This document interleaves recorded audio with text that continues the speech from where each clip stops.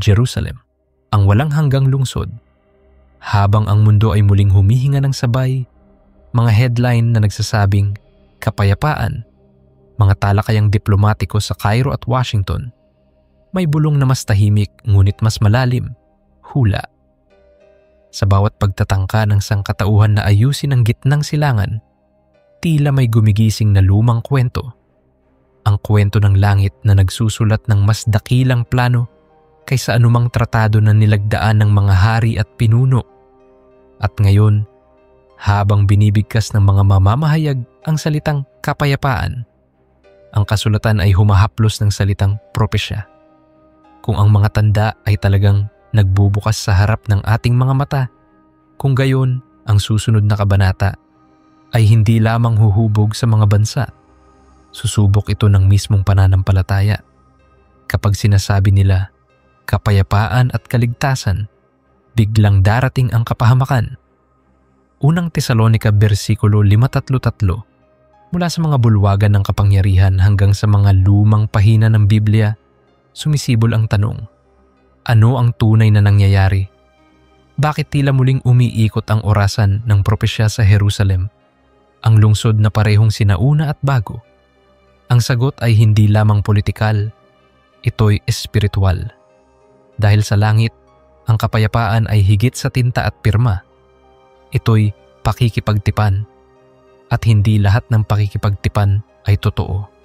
Sa yugtong ito pumasok ang pangalang muling umuugong sa mundo, Jared Kushner. Ang tinawag ng marami na arkitekto ng mga Abraham Accords ay muling lumilitaw dala ang isang panukala na sa ngayoy tinatawag ng ilan na Peace 2225, isang ambisyosong pagsisikap na palawakin ang normalisasyon. Saudi Arabia, Ehipto, Jordan, at posibleng maging isang maingat na pagsasama ng mga Palestino. Sa mga diplomat, ito'y pinakamatapang na hakbang mula noong taong 2020.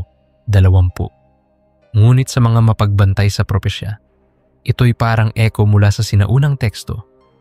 Kanyang pagtitibayin ang tipan sa marami. At pagtitibayin niya ang isang tipan sa marami sa loob ng isang linggo.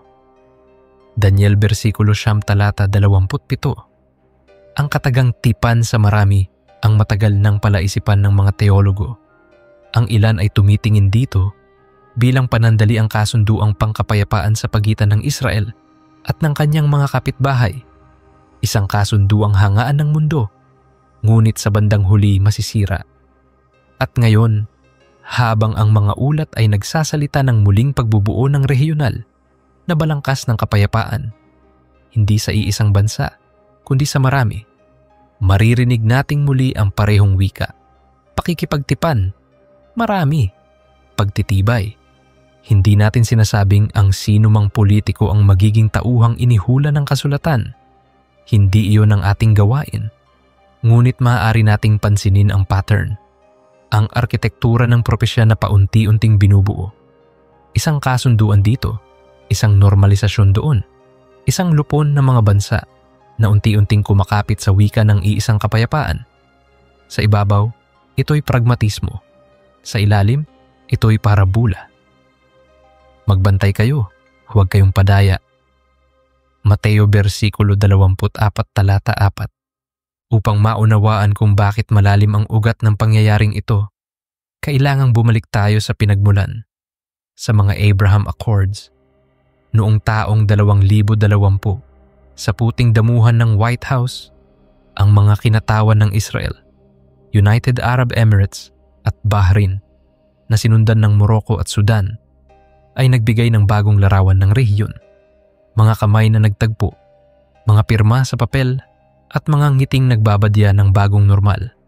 Sa gitna, isang tahimik na estratehista, si Jared Kushner, na ipinwesto ng panahon sa gitna ng kwento. Ang pangalang Abraham ay hindi aksidente. Siya ang ama ni na Isaac at Ismael, ang pinagmulan ng dalawang sambayanan na tila matagal nang magkabilang pampang ng kasaysayan. Kaya, nang ipinanukala ang kapayapaan sa pangalang ito, marami ang nagsabing ito ang pagsisimula ng panibagong bukas. Ngunit ang kasulatan, bagaman hindi tutol sa kapayapaan, ay may paalala. Ang kapayapaan na itinayo sa lakas ng tao ay marupok, lalo na kung nakalimot ito sa Diyos.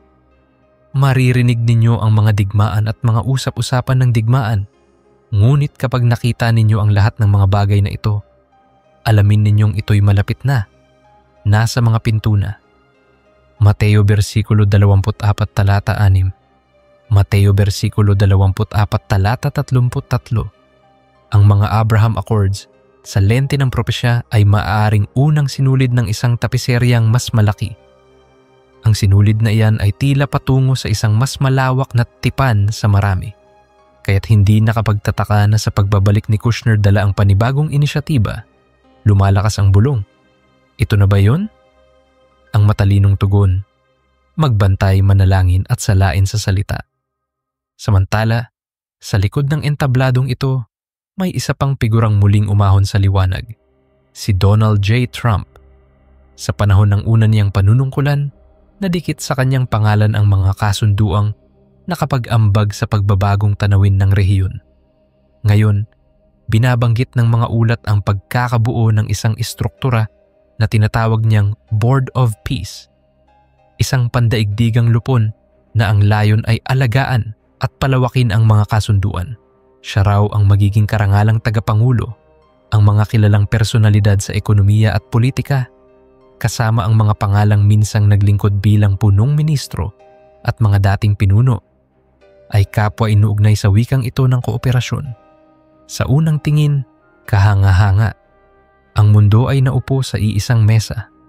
Ngunit sa lente ng pahayag, may larawan ding sumisilip. Isang pangdaigdigang puwersang administratibo na tumatayo sa ngalan ng kapayapaan. Unti-unting sinusuyo ang mundo sa iisang bisyon. Hindi natin sinasabi na ang alinmang lupon ang mismong halimaw. Subalit pinakikita nito kung gaano kadaling yakapin ng mga bansa ang isang sentralisadong kapangyarihan.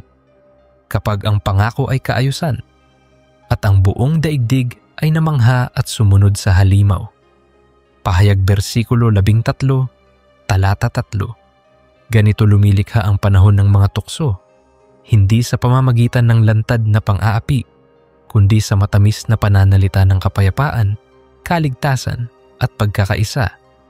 Kapag ang lipunan ay pagod na, tatanggapin nito ang sinumang maghahandog ng tahimik, kahit kapalit ang kalayaan. Iyan ang dahilan kung bakit kailangang muling iguhit ang linya. Ano ang tunay na kapayapaan at ano ang pekeng kapayapaan? Dito pumapasok ang kontrobersyal na anino ng isang numerong kinatatakutan ng sanlibutan. 666. Kahit ang hindi nagbubukas ng Biblia, ay kabisado ang bisa ng bilang na ito. At nang maikabit sa mga luma at secular na headline, ang isang properting minsang hawak ng pamilyang Kushner, isang alamat sa New York sa 5 Avenida na may numerong kilala ng lahat. Marami ang napangiti, marami ang nangamba. Ang totoo, sa mata ng negosyo, ito'y karaniwang transaksyon. Noong taong 2007, nabili sa halagang $1 bilyon at $800 milyong at di kalaunay muling naisaayos at naibenta. Sa mata ng nananalig, ang simbolo'y tila napakadulas para isantabi. Dito ang karunungan, sapagkat ang bilang ay bilang ng tao, 666. Pahayag versikulo 13 talata 18. Ngunit ang tunay na aral, ang 666 ay hindi lamang numero. Ito'y sistema. Ito ang ambisyong makadiyos pero walang Diyos. Kapayapaan na di dumaraan sa krus, kaayusan na kapalit ay kaluluwa. At hindi ba natin nakikita ang paghahanda ng daigdig? Pandaigdigang kooperasyon, mga digital na pananalapi, mga sistemang paniniktik, lahat ay nagtatahi ng mundong handang yumakap sa iisang bandila. Ito ang uri ng kapaligirang inilarawan ng kasulatan. Tatanggapin ng mundo ang isang pamunuan hindi dahil sa dahas, kundi dahil sa pangako. Habang tumitibay ang mga pattern, lumitaw ang isa pang larawan. Hindi sa Wall Street, kundi sa United Nations. Sa isang mahalagang talumpati tungkol sa Israel at Gaza, tumindig si punong ministro Benjamin Netanyahu sa pulpito. Ipinaliwanag niya ang karapatan ng Israel, ang tungkulin nitong ipagtanggol ang sarili at ang pananaw nito sa kapayapaan. Ngunit sa gitna ng kanyang mga salita, may nangyaring tahimik ngunit malakas. Isa-isa, ilang delegado ang lumabas. Ang kamera ay nagpakita ng mga upuang walang laman, isang larawan ng pagkakawatak o marahil ng pag-aakalang sobra na. Gagawin kong mabigat na bato ang Jerusalem sa lahat ng mga bayan. Lahat ng magbubuhat nito ay masasaktan, at ang lahat ng mga bansa sa lupa ay magpipisan laban sa kanya. Zacarias versikulo 12 talata 3. Sa bulwagang iyon, maraming naupo. Marami ang tumindig para umalis. Ngunit sa silid ng propesya, ang nakita natin ay sulyap sa hinaharap, ang lungsod na itinakdang maging orasan ng Diyos.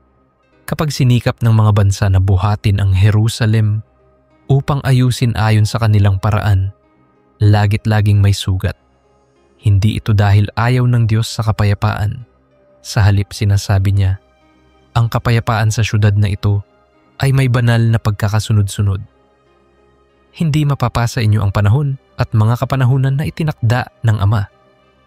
Gawa versikulo 1 talata 7. Samantala, sa mga kapitolyo ng gitnang silangan, mga eroplano ang dumaraong pauli-ulit. Riyadh, Amman, Cairo, Jerusalem. Ang pakay, kapayapaan, katatagan, bagong kaayusang rehiyonal. Sa labas, ito'y progreso, mga kamay na muling nagtatagpo. Sa loob, ito'y palatandaan. Ang unang mga hampas ng mga simula ng kirot, wika na nga ni Jesus. Babantaan kayo ng gutom at lindol sa iba't ibang dako. Ito ang pasimula ng mga kapighatian. Mateo versikulo 24 talata 8. Hindi masama ang kapayapaan. Sa katunayan, ito ang hangarin ng bawat henerasyon, mula pa kay Cain at Abel. Ngunit ang propesya ay nagsasabi na darating ang isang huwad na kapayapaan. Ipagpapatupad sa pamamagitan ng dunong ng tao at titibay sa ilusyon ng pagkakaisa. Iyan ang dahilan kung bakit kailangan ng iglesia ang kakaibang lakas. Hindi histerya, kundi kabanalan. Hindi tsismis, kundi pag-iingat. Hindi pag-aakusa, kundi pagsubok ng mga espiritu, sapagkat lilitaw ang mga huwad na Kristo at huwad na propeta at gagawa ng mga tanda upang kung maaari ay madaya pati ang hinirang. Mateo versikulo 24 talata 24. Sa mga komunidad ng Kristiyano, hati ang tinig, may pag-asa, may pangamba. Ang ilan ay nagsasabing, ginagamit ng Diyos ang mga pinuno upang isulong ang kanyang plano. At maaaring totoo iyon sa isang antas. Ginagamit ng Diyos maging ang mga pahina ng kasaysayan para iguhit ang kanyang layunin. Ngunit binalaan din tayo na ang pagbubukas ng hula ay hindi laging kasiyahan. Kung minsan ito ay hudyat, isang kampanang tumatawag, gumising. At alamin ninyo ang panahon na ngayong oras na upang gumising kayo sa pagkakatulog. Roma versikulo 13, talata 11. Kung gayon, ano ang gagawin ng isang mananampalataya sa gitna ng mga tipan, lupon at kapayapaan? Una, manatiling matatag sa salita. Ikalawa, alalahanin na ang tunay na pakikipagtipan, ang nagdala ng buhay na kapayapaan, ay hindi nilagdaan ng pluma, kundi ng dugo. Ito ang aking dugo ng tipan na nabubuhos para sa marami sa kapatawaran ng mga kasalanan. Mateo versikulo 26 talata 28. Narito ang malaking paghahambing. May dalawang tipan na tumatagpo sa kasaysayan. Ang una, tipan ng tao. Maganda sa paningin, puno ng pangako, ngunit madaling mabasag. Ang ikalawa, tipan ni Kristo. Tinatakan ng sakripisyo at di kailanman mababawi. Ang una ay maghahatid ng isang panandaliang katahimikan. Ang ikalawa ay maghahatid ng kapayapaang di mauubos. Kaya't habang tumutok ang mundo sa mga talahanayan ng diplomasya, tumingala ang iglesia sa lamesa ng Panginoon, sa baso at tinapay na nagsasabing, tapos na. Ang aking kaharian ay hindi sa sanlibutang ito, Juan versikulo 18 talata 36. Sa katunayan, dito nasusukat ang ating mga puso. Sa pagnanasang makakita ng kapayapaan ngayon, handa ba tayong ipagpalit ang katotohanan?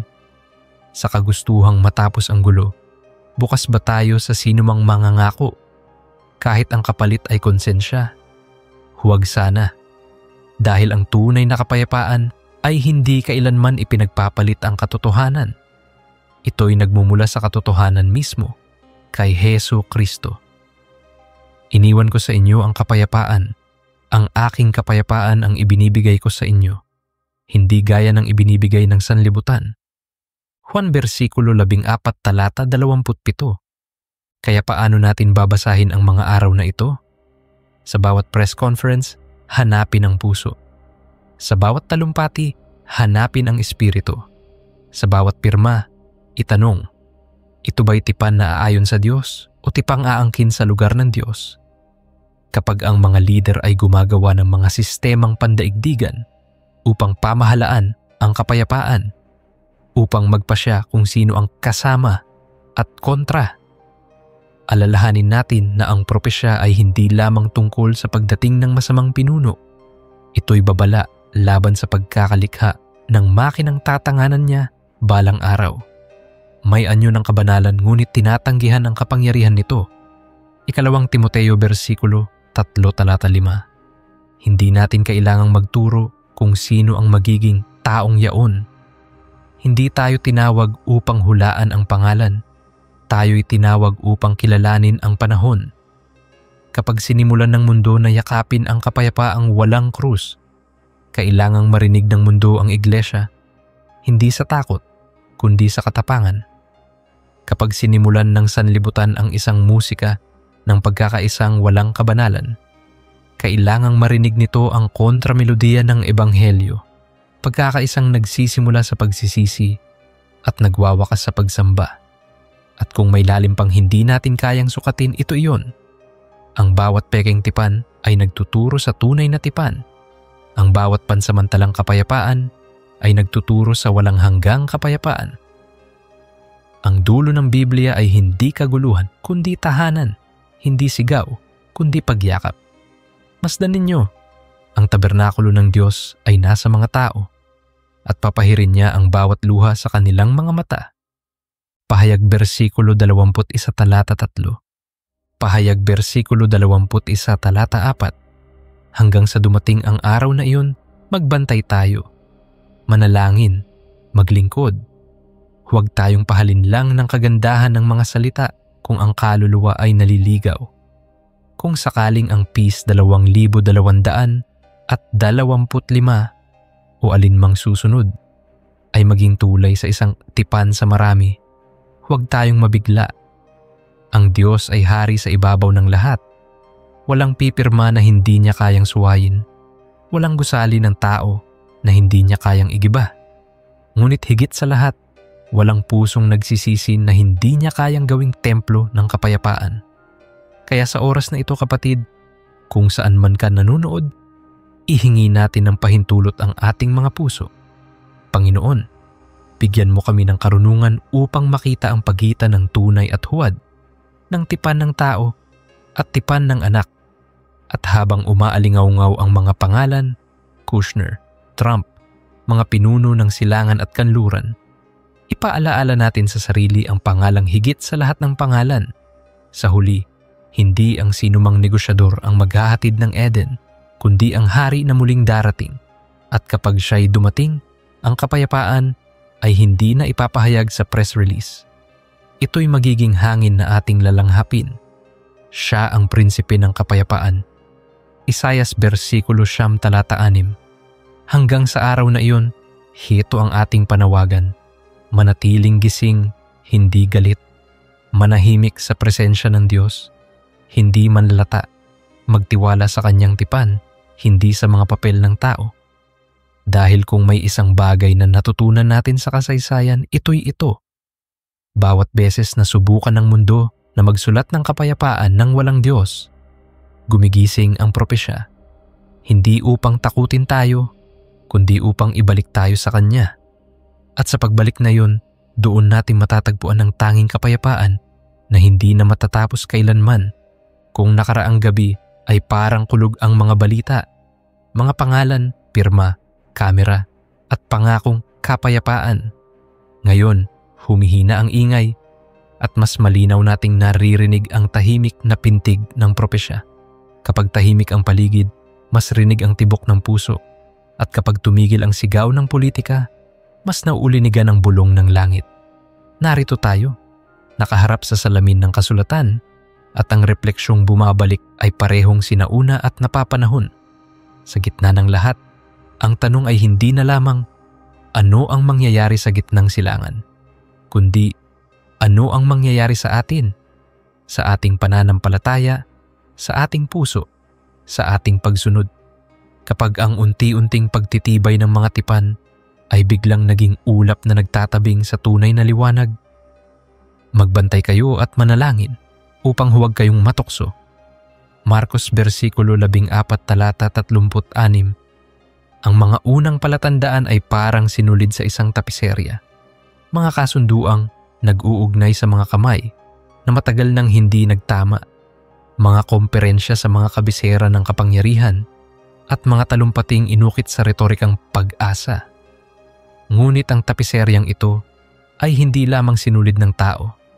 Nasasapawan ito ng hindi nakikitang disenyo, ang disenyo ng Diyos sa kasaysayan. At kung ang disenyo ng tao ay maaaring mabasag sa unos, ang disenyo ng Diyos ay hindi.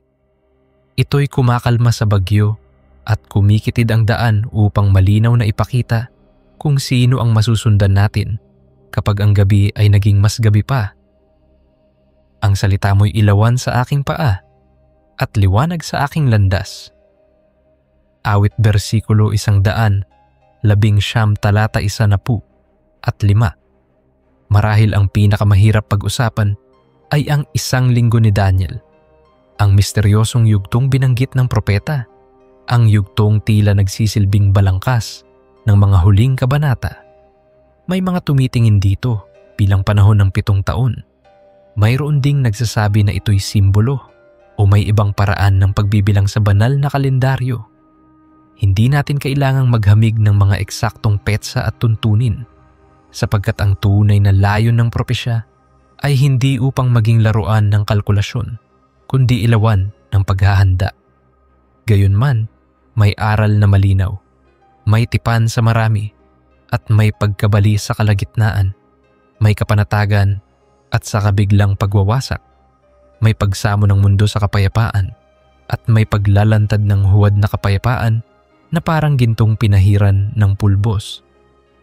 At pagtitibayin niya ang isang tipan sa marami sa loob ng 1 linggo. Sa kalahatian ng linggo, pahihintuin niya ang hain at handog, at may kasuklam-suklam na nagdudulot ng pagkawasak. Daniel versikulo 9 talata 27. Sa yugtong ito, dapat nating linawin ang isang bagay na mahalaga. Ang hula ay hindi larong hinuhulaan kung sino ang taong yaon, kundi pagtawag upang kilalanin ang panahong ito. Kapag napako ang ating mata sa paghahanap ng pangalan, malamang na malampasan natin ang aral para sa ating sariling buhay.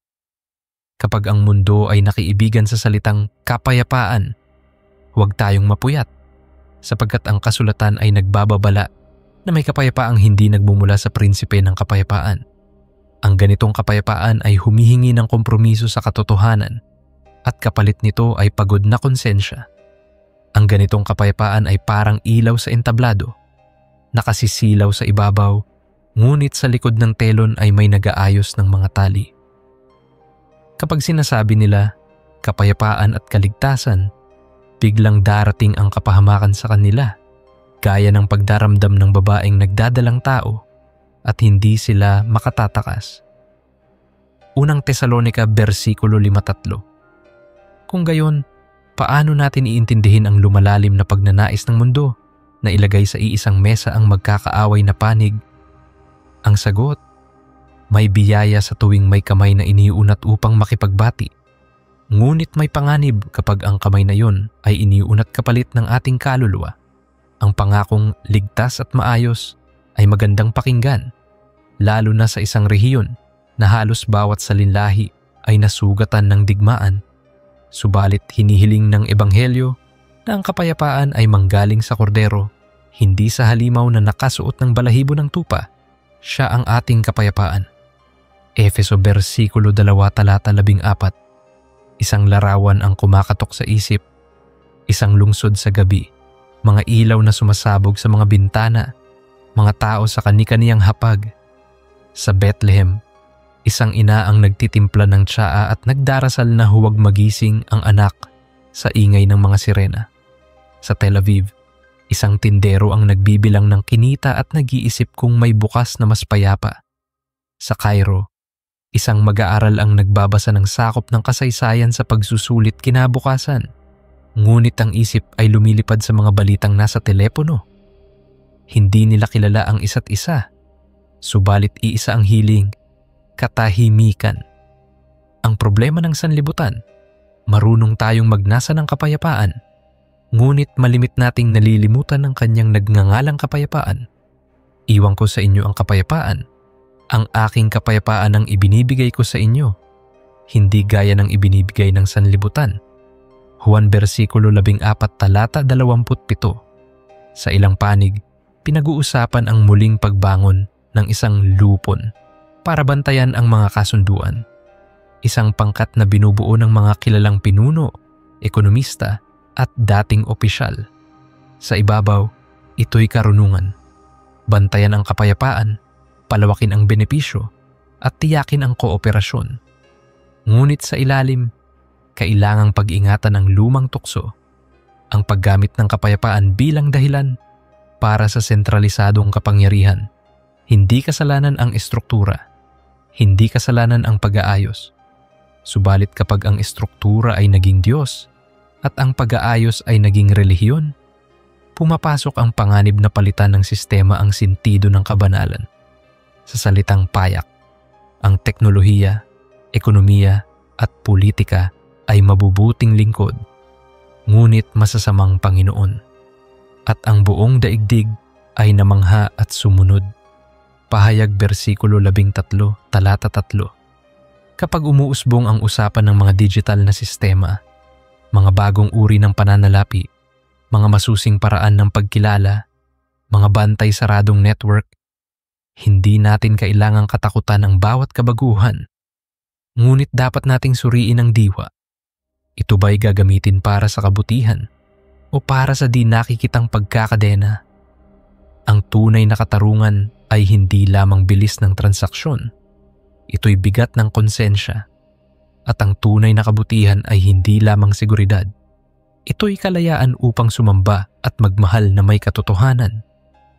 Kung may isang bagay na natutuhan natin sa kasaysayan, ito.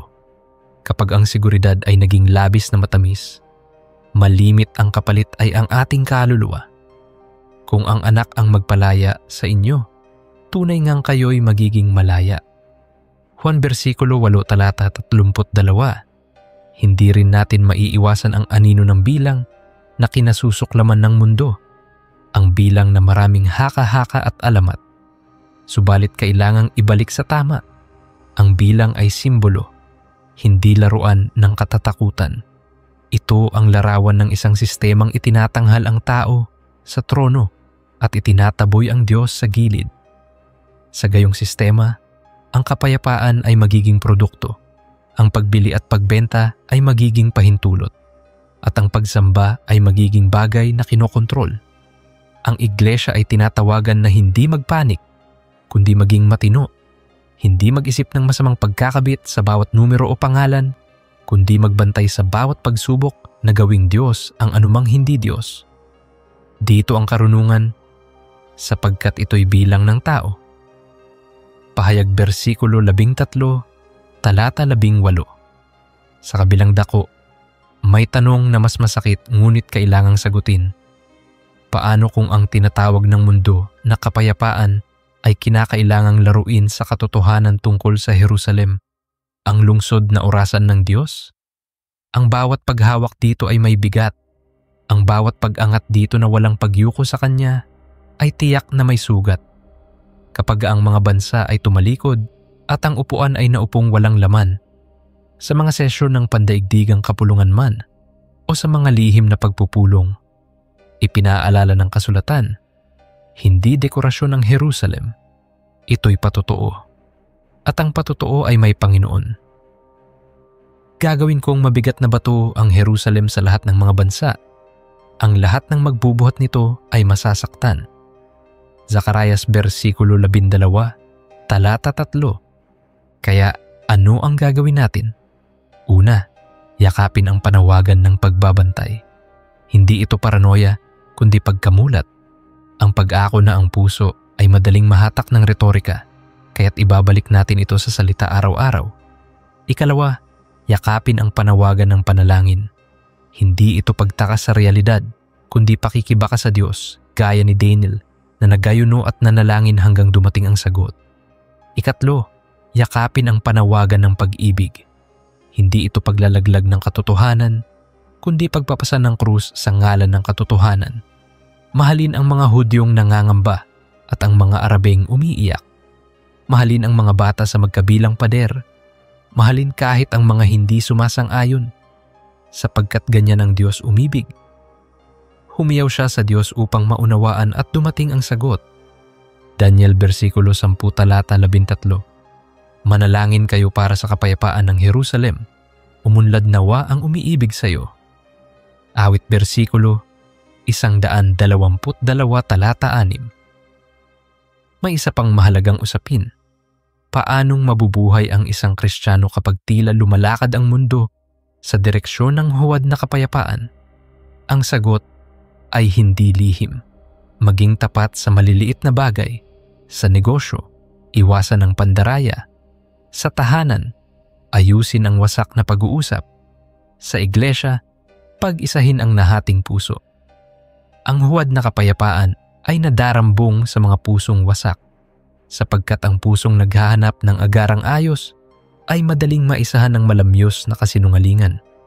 Ngunit ang pusong ang pundasyon ay ang krus. Hindi ito madaling masilo, sapagkat kilala nito ang tinig ng pastol. Ang aking mga tupa ay nakikinig sa aking tinig. Juan versikulo 10 talata 27. Kapag ang gitna ng isang linggo ay dumating, ang yugtong sinasabi ng ilan na kasuklam-suklam na nagdudulot ng pagkawasak, hindi tayo asang malaman ang bawat detalye bago ito mangyari. Hindi iyon ang pangako. Ang pangako ay ito, hindi tayo iiwan ng Diyos. Ang apoy ay maaaring sumiklab, ngunit hindi tayo masusunog na parang dayami. Tayo'y magiging parang 3 kabataang Hebreo na tumayo sa gitna ng pugon na may kasamang ika-4. Ang sekreto ng katapangan ay hindi tapang sa sarili. Ito'y presensya ng Diyos sa gitna. Hindi ko ba'y 3 lalaki ang inilagay natin sa apoy? Ngunit nakikita kong 4 at ang ika-4 ay kawangis ng anak ng mga Diyos. Daniel versikulo 3 talata 25. Sapat na marahil ang pagbibigay ng balangkas. Ngayon, ilapat natin ito sa ating dibdib. Maraming nanonood ngayon ang nagdadala ng sariling Jerusalem sa puso. Mga lunsod ng alitan, isang pamilyang napigtal, isang pangarap na nabalam, isang konsensyang napagod. Ang tawag ng mundo, humanap ng mabilis na kapayapaan. Ang tawag ng langit, magtiis sa pag-ibig at magtiwala sa aking tipan. Ang huwad na kapayapaan ay parang mabilisang tubong nagbabaha. Sandaling magpapresko, ngunit mag-iiwan ng putik. Ang kapayapaan ni Kristo ay parang bukal sa disyerto. Mabagal sa mata ng nagmamadali, ngunit kapag sumirit ay hindi kailanman mauubos. Ang mga naghihintay sa Panginoon ay magpapanibagong lakas. Isaias versikulo 40 talata 31. Hindi natin maikakaila na sa likod ng mga pirma at plano ay may mga taong umiibig din sa ideya ng kabutihan. Maaaring ang ilan ay tunay na naniniwala na ang diplomasya ang magsasalba sa atin. Hindi natin sila kaaway. Ang ating kaaway ay ang kadiliman na nagkukubli sa likod ng magagandang salita. Gamitin natin ang wika ng biyaya. Pahalagahan ang bawat kilos ng katarungan. Papurihan ang bawat hakbang ng awa. At sa bayan ito ng paalaalang ang pinakamabuting layon ay dapat magpasakop sa pinakamataas na Panginoon, sapagkat kung hindi, ang mabuting layon ay nagiging mabangis na Diyos na walang awa. Magtiwala ka sa Panginoon ng buong puso at huwag kang mananalig sa sariling unawa. Kawikaan versikulo 3 talata 5. May magtatanong, ano kung ang ipinapanukalang tipan ay hindi pa ang hula ni Daniel? Hindi ba sayang ang ating pag-aalala? Ang sagot, hindi kailanman sayang ang panahong ginugol sa pagbabantay at pananalangin.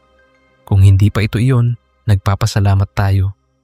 Sapagkat binigyan tayo ng dagdag na araw upang magmahal, magpatawad at magbahagi ng ebanghelyo. Kung ito na iyon, handa tayo. Sapagkat ibinuhay natin ang pananampalataya, hindi sa apoy ng sindak, kundi sa liwanag ng salita. Sa 200, iisa ang panalo, ang Kristo na sumasagip. Gawin ninyo ang gawain ng ebanghelyo sa panahon at di panahon. 2 Timoteo versikulo 4 talata 2. Ngayon, dumako tayo sa loob ng ating tahanan, sa puso. Hilingin nating maalis ng Diyos ang nakatagong inggit, galit o paghamak sa sinumang tao o lahi. Walang puwang sa puso ng Kristiyano ang pagkamuhi sa sinumang nilalang na nilikha sa larawan ng Diyos, Hudyo man o Arabo, kanluran man o silangan.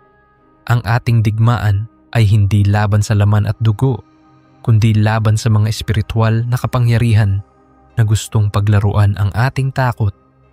Kaya't sa halip na magtanim ng puot, magtanim tayo ng panalangin. Sa halip na maghasik ng tsismis, maghasik tayo ng pag-asa. Pagpalain ninyo ang mga umuusig sa inyo. Pagpalain ninyo at huwag sumpain. Roma versikulo 12 talata 14. Kung may lupon ng kapayapaan na lumitaw, na may mga tanyag na pangalan at malalaking plano, alalahanin, hindi rehistro ang magpapabanal sa mundo, kundi pagsisisi. Hindi charter ang magpapagaling ng sugat, kundi krus. Maaari at dapat nating ipanalangin ang karunungan para sa mga pinuno. Maaari at dapat nating suportahan ang bawat hakbang na tunay na makabubuti sa mga tao. Ngunit kailanman, huwag nating hayaang palitan ng tarangkahang bakal ang pinto ng puso, sapagkat ang pinto ng puso ay kay Kristo lamang dapat bumukas at magsara, masdan.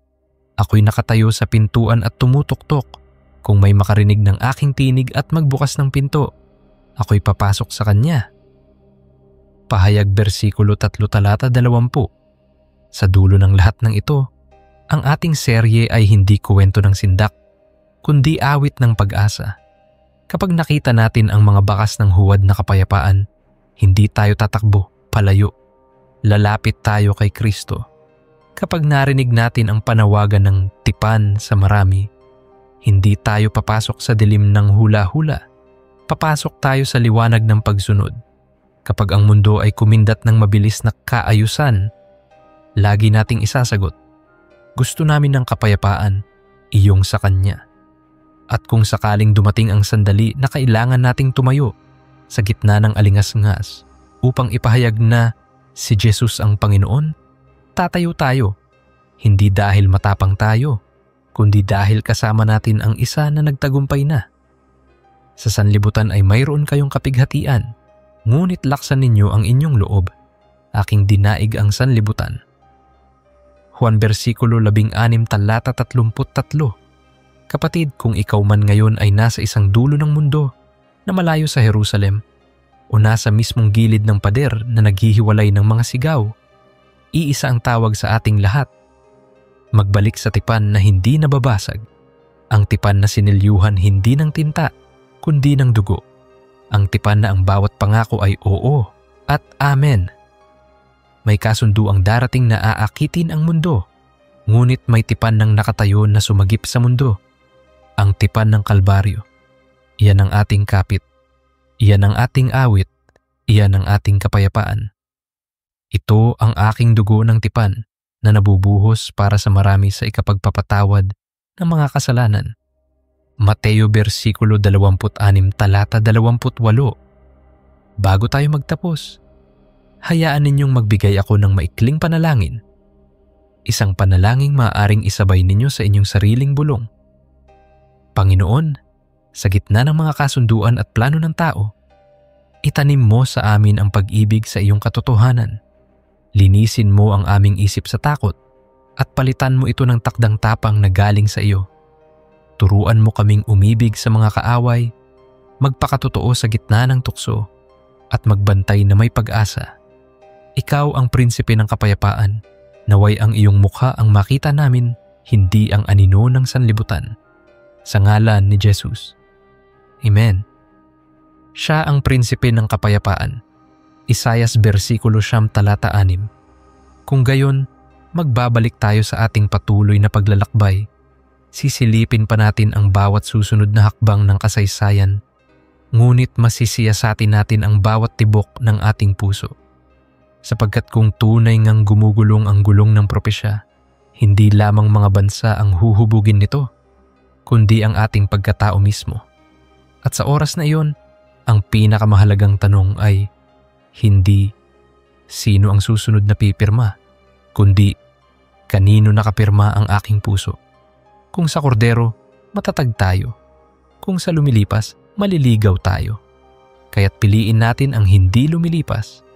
Ang hari na malapit nang bumalik. Masdan ninyo dumarating siya na may mga alapaap.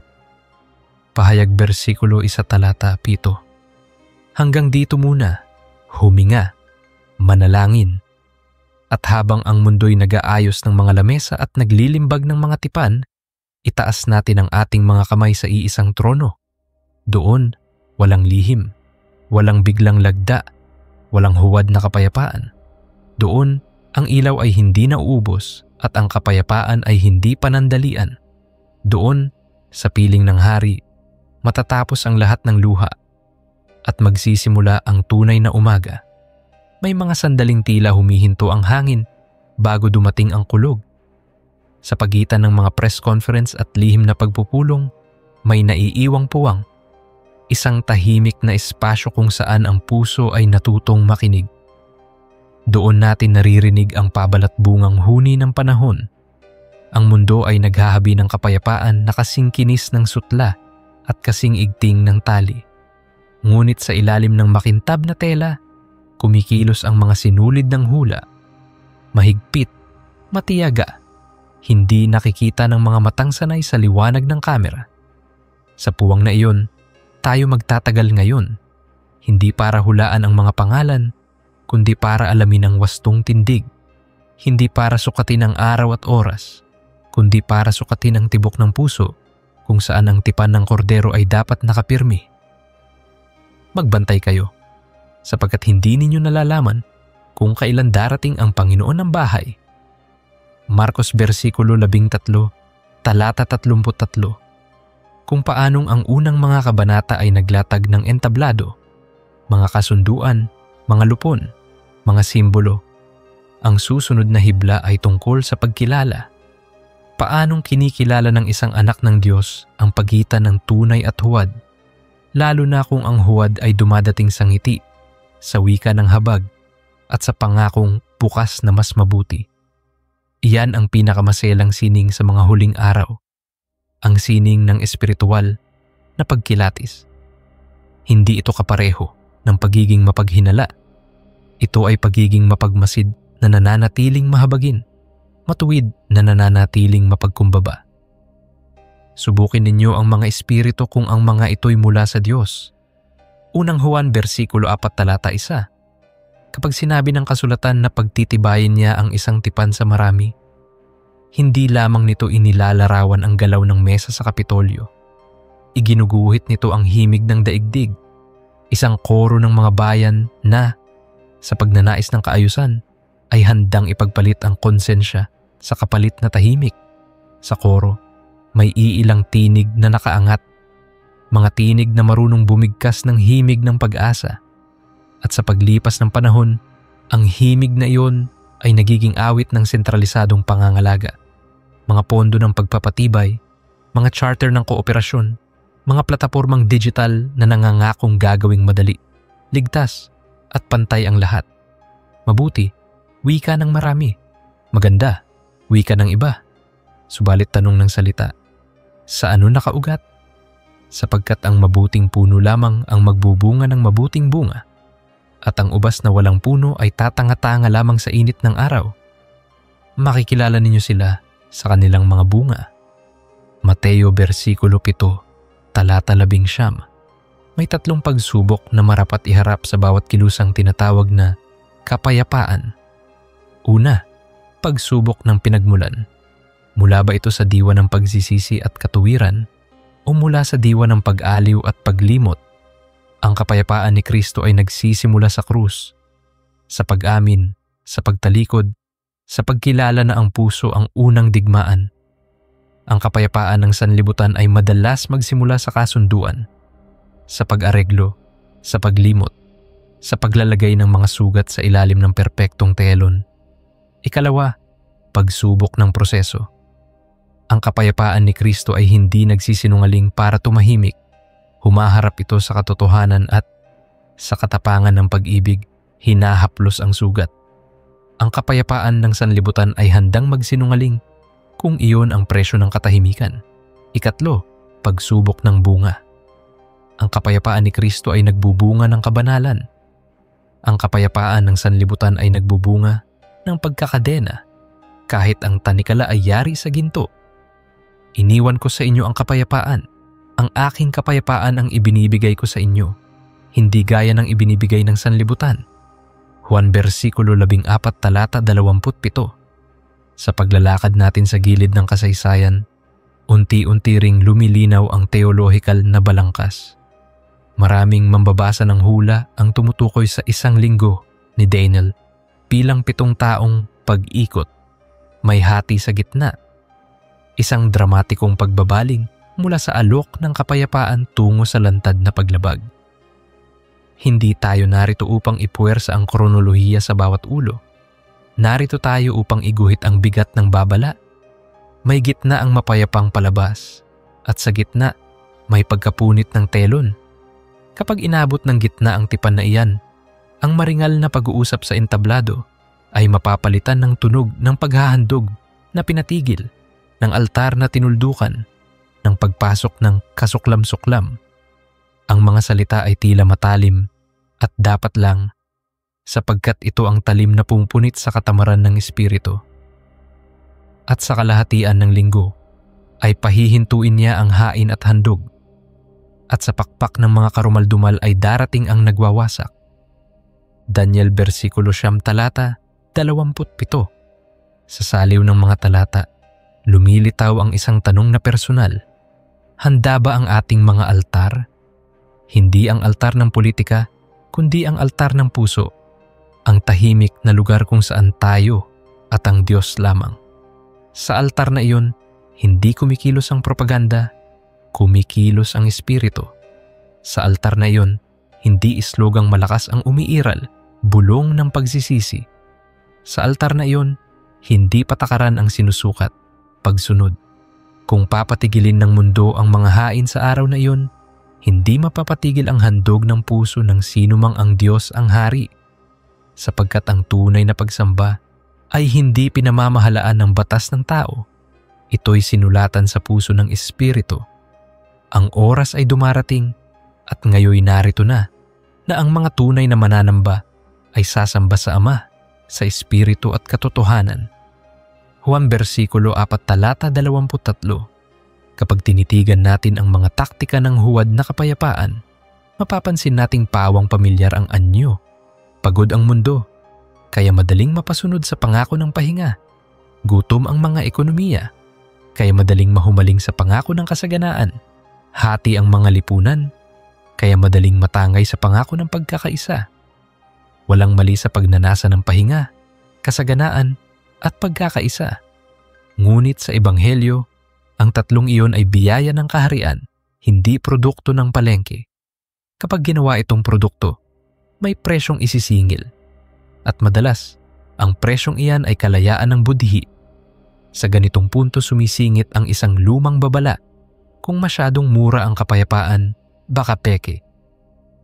Kung ang anak ang magpalaya sa inyo, tunay ngang mga malaya kayo. Juan versikulo 8, talata 32. Bahagyang lumingon tayo sa larawang pandaigdigan. Unti-unting nababalot ang mundo ng mga sistema, pagkakakilanlan na digital, pananalaping masinop sa paggalaw, ugnayang walang hangganan ngunit mahigpit sa panuntunan. Maaari silang maging mabuti kung ginagamit na lingkod ng katarungan. Ngunit ang parehong mga kasangkapan ay maaaring maging halimaw kung gagawing Panginoon ng budhi. Sa pahayag, ang pangitain ay hindi lamang tungkol sa isang nilalang na kahindik-hindik. Ito ay larawan ng isang kaayusang pinipilit ang pagsang-ayon, ang pagbili at pagbenta na may pahintulot, ang pagsamba na may barcode. Hindi upang takutin ang mga anak ng liwanag, kundi upang gisingin sila. Ang nagigising ay hindi ang taong nanlilisik ang mata sa kaba. Ang nagigising ay ang taong tahimik na nagsasabi sa sarili, "Itatago ko ang salita sa aking puso. Ang salita mo'y aking iningatan sa aking puso upang huwag akong magkasala laban sa iyo." Awit bersikulo 119 talata 11. At kung babalik tayo sa sentrong lungsod ng kwento, Jerusalem, magiging malinaw kung bakit tinawag itong mabigat na bato. Hindi lamang ito mabigat dahil sa politika. Mabigat ito dahil sa presensyang banal. Sa syudad na ito tumindig ang templo. Sa syudad na ito umiyak si Jesus. Sa syudad na ito itinwid ang mesa ng mga mangangalakal. At sa syudad na ito inihayag ang isang kapayapaang di kayang bilhin. Kaya't sa tuwing may pagtatangkang ipirmi ang kapayapaan ng syudad, batay lamang sa kalkulasyon ng tao, sumasakit ang likod ng mga bayan na nagbubuhat, sapagkat binubuhat nila ang hindi sa kanila. Gagawin kong mabigat na bato ang Jerusalem sa lahat ng mga bayan. Lahat ng magbubuhat nito ay masasaktan. Zacarias versikulo 12 talata 3. May magsasabing, "Ngunit hindi ba't kailangan natin ang mga sugo, ang mga tagapamagitan, ang mga kasulatan?" Oo, kailangan. Ang biyaya ng Diyos ay minsang dumadaloy sa karaniwang paraan, sa diplomasya, sa kasunduan, sa talastasang mahinahon. Subalit nararapat ding maalala, ang biyaya ay umiiral upang isuko ang puso sa Diyos, hindi upang palitan ng Diyos sa puso. Kapag pinalitan ng diplomasya ang debosyon, doon lumalambot ang tuhod sa huwad na altar. Kaya't habang pinahahalagahan natin ang bawat mabuting hakbang, huwag nating papayagan na ang mga hakbang ay maging bagong relihiyon. Magtiwala ka sa Panginoon ng buong puso at huwag kang manalig sa sariling unawa. Kawikaan versikulo 3 talata 5. Ngayon dako tayo sa kalooban, sa tahimik na disiplina.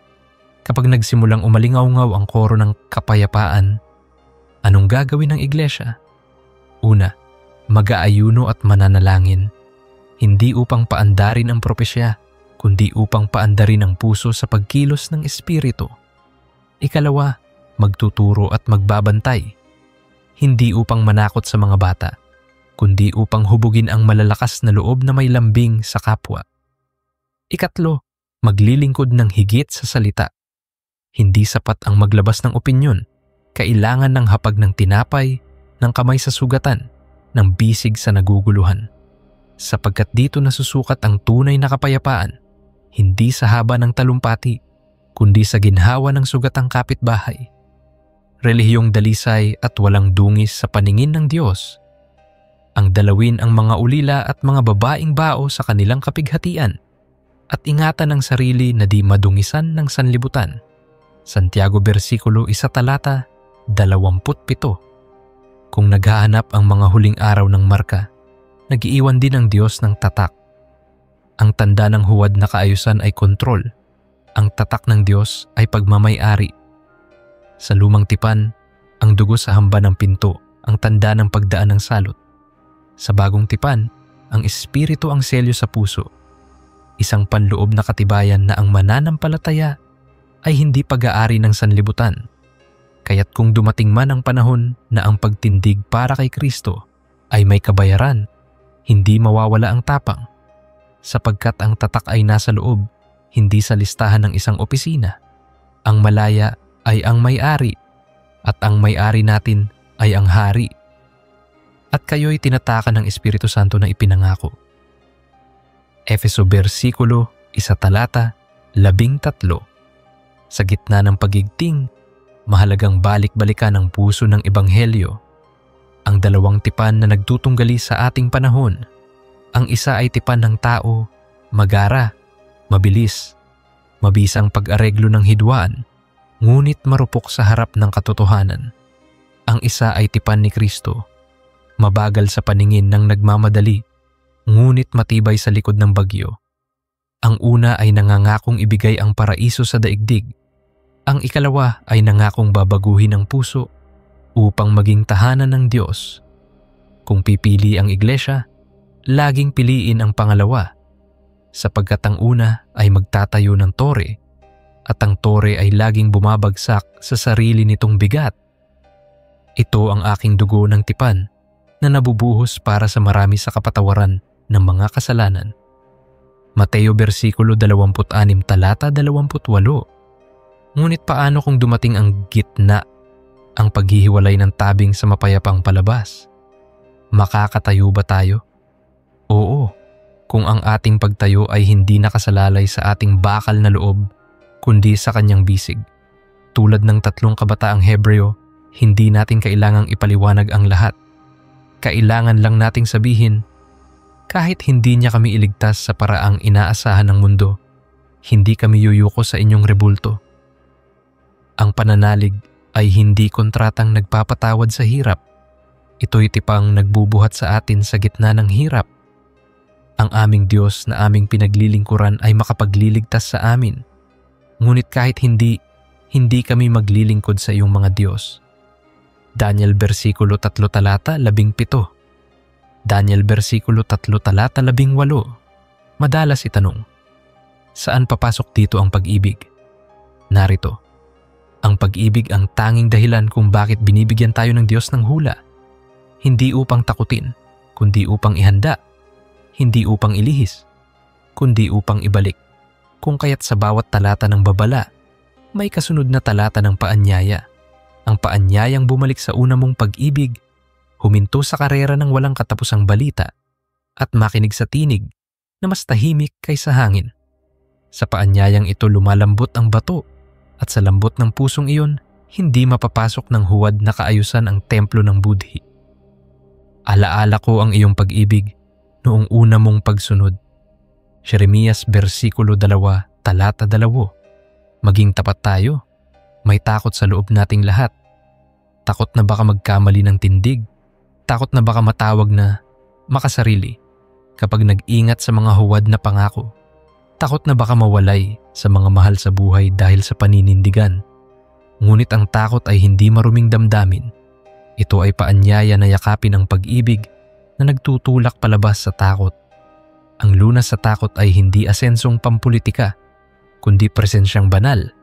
Kapag ang presensya ay sumaatin, ang takot ay natututong umupo, tumahimik, at manood ng himala, ang himala ng pusong nananatili.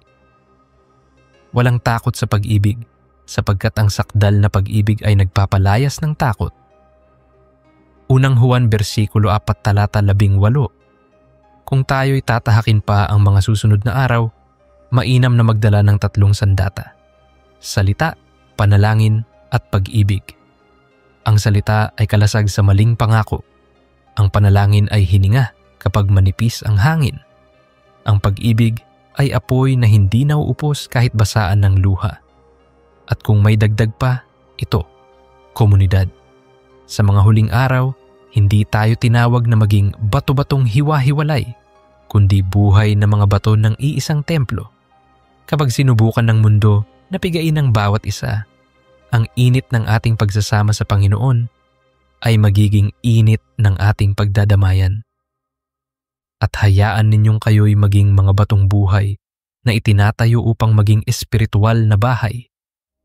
Unang Pedro bersikulo 2 talata 5. Marahil may nagsasabing, ngunit ang mga pangalang binabanggit mo, mga arkitekto, mga tagapamagitan, hindi ba nangangailangan sila ng panalangin kaysa pagdududa? Tama, mas kailangan nila ang panalangin. Panalangin na kung sila man ay tatayo sa entablado ng kasaysayan, tumindig sila sa liwanag ng kabanalan. Panalangin na kung sila man ay gagawa ng mahusay, magawa nila ito ng may katotohanan. Panalangin na kung sila man ay susubukan ng tukso ng kontrol, piliin nila ang kababaang loob. Sapagkat kung magtagumpay sila, naway tagumpay ng katarungan. At kung sila'y mabigo, naway mabigo silang may natutunang pagsisisi. Hindi natin hawak ang puso nila, ngunit hawak ng Diyos ang hari at ang ilog ng puso. Ang puso ng hari ay nasa kamay ng Panginoon tulad ng mga batis ng tubig, kaniyang ibinabaling saan man niya ibig. Kawikaan versikulo 21 talata 1. Sa dulo, ang kwento natin ay hindi pagtatapos sa anino ng halimaw, kundi sa liwanag ng kordero. Ito ang rurohok na kailangang lagi nating iangat sa unahan ng ating mga mata. Ang pagbabalik ng hari, ang paghihilom ng mga bansa, ang pagtigil ng digmaan, at ang umagang walang luha. Kung bakit kailangan nating bantayan ang huwad, ay upang hindi natin malimutan ang tunay. Kung bakit kailangan nating suriin ang mga tipan ng tao, ay upang manatili tayong tapat sa tipan ng Diyos. Kung bakit kailangan nating pumagitna sa ingay ng mundo, ay upang marinig ang musika ng kaharian.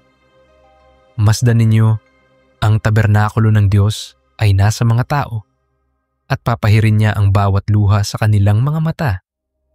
Pahayag versikulo 21 talata 3. Pahayag versikulo 21 talata 4. Ngayoy huli kong alay sa kabanatang ito. Isang panawagang payak ngunit matalim kung dumating ang ngatipan sa marami na may himig ng pangako. Huwag tayong matisin sa panloob na ingay. Bitawan ang takot, yakapin ang pagsunod. Tanggapin ang kapayapaang hindi matitinag. Ang kapayapaang hindi binibili ng pirma, kundi binili ng dugo. Sa gitna ng mga kasunduan, ingatan ang konsensya. Sa gitna ng mga lupon, ingatan ang altar. Sa gitna ng mga kamera, ingatan ang lihim na silid kung saan si Jesus ang kausap at kaagapay.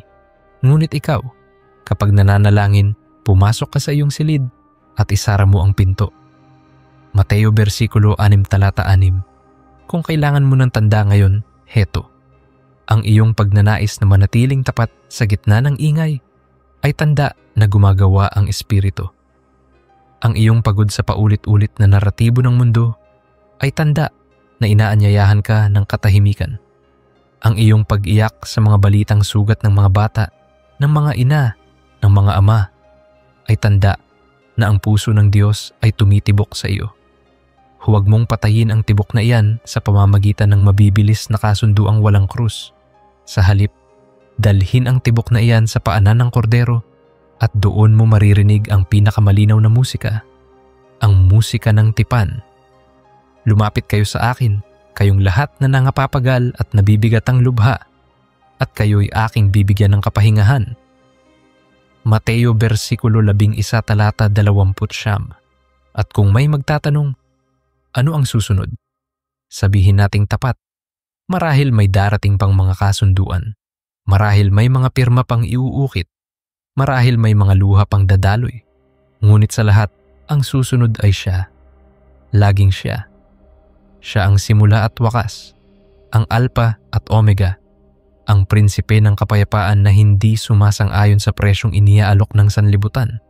Kapag siya ang kasunod, walang maagang pag-asa ang masasayang. Kapag siya ang kasunod, ang ulan ng luha ay may bahagharing pangako. Ako ang Alpha at ang Omega, ang pasimula at ang wakas. Pahayag versikulo 22 talata 13. Kaya't bago muling bumukas ang balita ng mundo, huminto tayo sandali rito. Huminga, manalangin, yakapin ang krus, kalongin ang pag-asa, at kung sakaling marinig mo muli ang salitang kapayapaan na sinasabi ng mga bulwagan ng kapangyarihan, pagmasdan mo kung may kasamang krus. Sapagkat kung wala, tumayo ka sa katahimikan ng panalangin at sabihin, gusto namin ng kapayapaan, ang iyo. Sapagkat ang kapayapaan niya ay hindi bulang panandalian. Ito ay ilog na hindi nauubos, umaagos mula sa trono ng Diyos at ng Kordero. At ipinakita niya sa akin ang isang ilog ng tubig ng buhay, maliwanag na gaya ng kristal, na lumalabas sa trono ng Diyos at ng Kordero. Pahayag versikulo 22 talata 1. Sa liwanag na iyon, magpatuloy tayo, hindi sa takot, kundi sa pananampalataya, hindi sa apura, kundi sa pagtitiwala, hindi sa indignasyon, kundi sa malasakit. At habang patuloy nating sinusundan ang kwentong ito, mula sa mga bulwagan ng Cairo at Washington hanggang sa mga pader ng Jerusalem, tandaan natin, ang tunay na dula ay hindi tungkol sa kapangyarihan ng tao, kundi sa kabutihan ng Diyos. At ang huling eksena ay hindi kalituhan, kundi kasalan, hindi paglalaban, kundi kasiyahan. Sapagkat darating ang araw na iyon, at kapag dumating, ang lahat ng huwad na tipan ay parang papel na lulutang sa apoy ng kaluwalhatian. Mapalad ang mga tinawag sa piging ng kasalan ng kordero. Pahayag versikulo 11 talata 9. Hanggang sa dumating ang umagang iyon, yakapin natin ang panata.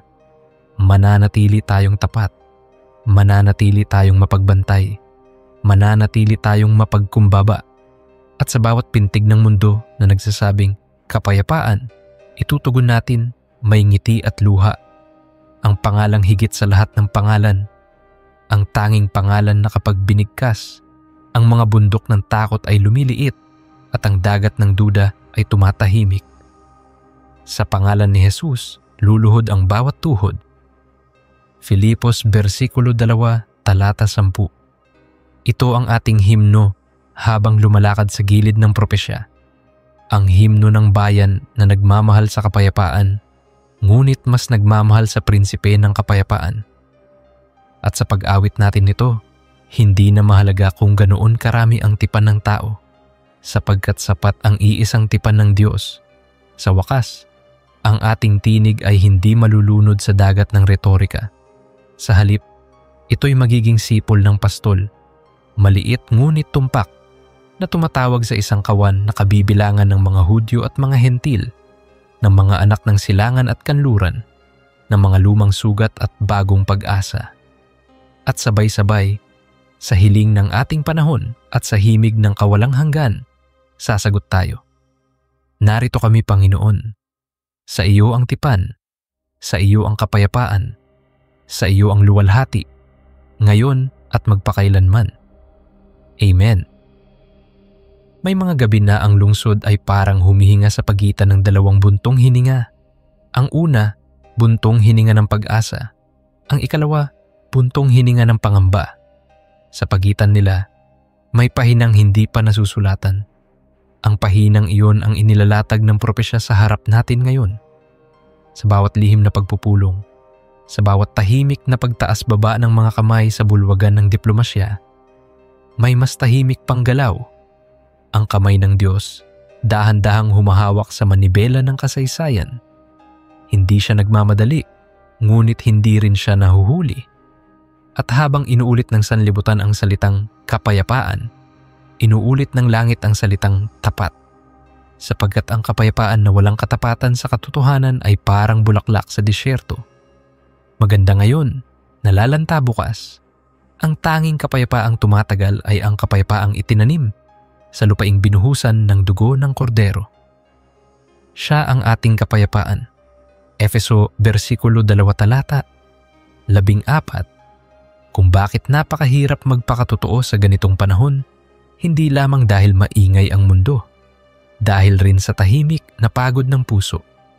Pagod sa balita, pagod sa takbuhan ng mga kuro-kuro, pagod sa paghihintay ng kabaguhang hindi natutupad. Subalit may paanyaya ang salita, hindi paanyaya sa alinlangan, kundi paanyaya sa mas malalim na pagsasailalim. Kung ang huwad na kapayapaan ay nag-aalok ng pahinga, kapalit ng budhi, ang tunay na kapayapaan ay nag-aalok ng lakas at kapalit ng pagsuko. Sa ganitong pagpapalit, natatagpuan natin ang lihim ng mga banal, ang tahimik na tapang na hindi sumisigaw, ngunit hindi rin sumusuko. Lumapit kayo sa akin, kayong lahat na nangapapagal at nabibigat ang lubha, at kayo'y aking bibigyan ng kapahingahan. Mateo versikulo 11 talata 20. Kung ang unang mga kabanata ng ating paglalakbay ay nagtutok sa mga plano at pangalan, sa mga arkitekto ng kasunduan at sa mga bulwagan ng kapangyarihan. Ngayon ay bubuksan natin ang pinto ng panloob na kaharian, sapagkat ang tunay na labanan ay hindi lamang sa papel at pirma. Ito'y sa altar at silid panalanginan. Ang tanong, paano ihahanda ng isang alagad ni Kristo ang sarili sa panahong ang tipan sa marami ay unti-unting nagiging wika ng mundo? Narito ang tatlong haligi ng paghahanda: pagkilatis, pagsamba, at pagkilos. Subukin ninyo ang mga espiritu kung ang mga ito'y mula sa Diyos. Unang Juan, versikulo 4, talata 1. Una, pagkilatis. Ang pagkilatis ay hindi pagiging mapaghinala. Ito'y pagiging mapagmasida na nakaugat sa salita. Sinusukat nito ang bawat pangako, hindi sa pakiramdam, kundi sa pamantayan ng katotohanan. Kapag may nag-aalok ng kapayapaan, tanungin, ito ba'y nananagot sa katarungan o nagtatago sa likod ng retorika? Ito ba'y nagbabantay sa dangal ng tao o naglalagay ng tag sa noo at pahintulot sa palad bago makabili at makapagbenta? Kapag ang kapayapaan ay nagiging lisensya, mag-ingat. Kapag ang pagkakaisa ay nagiging pagkakadina, manindigan. Ang sukat ng liwanag ay hindi liwanag mismo, kundi pinanggagalingan nito. Kaya, kung ang pinanggagalingan ay krus, ang produkto ay kabanalan. Kung ang pinanggagalingan ay trono ng tao, ang produkto ay kontrol. Makikilala ninyo sila sa kanilang mga bunga. Mateo versikulo 7, talata 11. Ikalawa, pagsamba. Sa araw na mapilitang tumigil ang mga hain sa altar ng syudad, huwag mawalan ng pag-asa. Ang handog ng puso ay di mapatitigil ng batas, sapagkat ang espiritu ang nagsisindi sa loob, gaya ni Daniel na nagbukas ng bintana patungong Jerusalem at lumuhod ng paulit-ulit. Ganoon ang panawagan sa atin, hindi sa ingay, kundi sa tapat at tuloy-tuloy na panalangin. Ang pagsamba ay nag-aakda ng himig na hindi kayang agawan ng mundo. Himig ng pagsisisi, himig ng pasasalamat, himig ng pag-asa. Sa himig na iyon, kahit lumakas ang musikang politikal, malinaw pa ring maririnig ang tinig ng pastol. Ang oras ay dumarating at ngayoy narito na ang mga tunay na mananamba ay sasamba sa Ama, sa Espiritu at katotohanan. Juan versikulo 4, talata 23. Ikatlo, pagkilos. Ang kapayapaan ni Kristo ay hindi lamang damdamin, ito'y gawa. Kung nais nating tanggihan ang huwad na kapayapaan, dapat ipakita natin ang tunay. Pakainin ang nagugutom, damayan ang naulila, pandayin ang mabibigat na salita tungo sa tulong na konkretong nakakaginhawa. Ang iglesia ay hindi tinatawag upang maging komentaryo, kundi komunidad. Hindi upang maging auditor ng kasaysayan, kundi artesano ng pag-ibig. Kapag ang komunidad ng mga banal ay naging ospital ng mga sugatan at hapag ng mga nagugutom, ang mundo ay nakakatikim ng kapayapaan na walang panlilinlang. Relihiyong dalisay at walang dungis, ang dalawin ang mga ulila at mga babaeng bao sa kanilang kapighatian at ingatan ang sarili na di madungisan ng sanlibutan. Santiago versikulo 1, talata 27. Habang tayo'y nagbabantay, hindi rin natin maiiwasan ang aninong patuloy na lumalaki. Ang anino ng sentralisadong kaayusan na ginagamit ang wika ng kabutihan. Mga platapormang digital na tila nag-aalok ng kaayusan ngunit unti-unting kumikiskis sa kalayaan ng budhi. Mga sistema ng pagkakakilanlan na parang proteksyon ngunit maaaring maging tanikala. Mga ekonomiyang ipinangakong masinop ngunit maaaring maging pinto sa pagdidikta kung sino ang kasama at sino ang hindi. Hindi natin demonisahin ang teknolohiya ngunit hindi rin natin Diyos-Diyosan. Ang tanong ay laging ito, sino ang hari? Kapag hindi si Kristo ang hari, ang pinakamainam na sistema ay magiging mapaniil na simboryo ng tao. Dito ang karunungan, sapagkat ito'y bilang ng tao. Pahayag versikulo 13, talata 18. Sa gitna ng ganitong tensyon, may isang himala na tila payak ngunit makapangyarihan.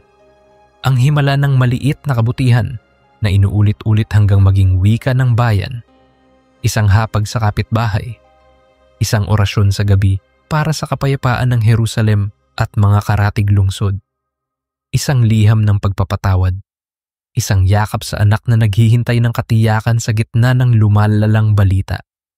Ang ganitong kabutihan ay hindi headline, pero ito ang headline ng langit, sapagkat dito lumalakad ang kaharian, hindi sa karwahe ng propaganda, kundi sa paa ng mga alagad na marunong magmahal. Mapapalad ang mga mapagpayapa, sapagkat sila'y tatawaging mga anak ng Diyos. Mateo versikulo 5 talata 9. Samantala, hindi natin isasarado ang pinto sa diplomasya. Mananalangin tayo para sa mga lider na kanilang makita ang luwalhati ng katotohanan at kababaang loob. Ang mga puso nila ay gaya ng ilog na maaaring ibaling ng Diyos sa patubig ng katarungan. Kung sila'y magtagumpay, naway tagumpay iyon ng katotohanan. Kung sila'y masubok, naway pumili sila ng liwanag. Hindi natin kailangang maghinala sa bawat kilos.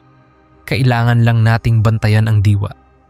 At higit sa lahat, pagtitibayin natin ang pananaw na ang tunay na solusyon ay hindi nakaukit sa marmol ng mga gusali, kundi sa laman ng puso. Ang puso ng hari ay nasa kamay ng Panginoon, tulad ng mga batis ng tubig, kaniyang ibinabaling saan man niya ibig. Kawikaan versikulo 21 talata 1. May mabigat na pahina sa propesya na muling umuugong sa ating panahon. Ang larawan ng kasuklam-suklam na nagdudulot ng pagkawasak. Ang paglalagay ng maruming tanda sa lugar na banal. Ang paghinto ng mga handog. Hindi tayo ipinatawag upang maglista ng tiyak na petsa. Ipinatawag tayo upang maghanda ng tiyak na puso. Sa araw na sumubok ang mundo, napalitan ang sentro ng pagsamba, ng sentro ng tao, ang malinis na panalangin ng mga banal, ang maglalatag ng apoy na hindi nakikita ng kamera, ngunit nakikita ng langit. Ang apoy na iyon ay hindi sumusunog sa tao, sinusunog nito ang takot. At sa kalahatian ng linggo ay pahihintuin niya ang hain at handog, at darating ang nagwawasak. Daniel versikulo 9 talata 27. Ngunit huwag nating kalimutan, hindi tayo biktima ng propesya, tayo'y saksi ng biyaya.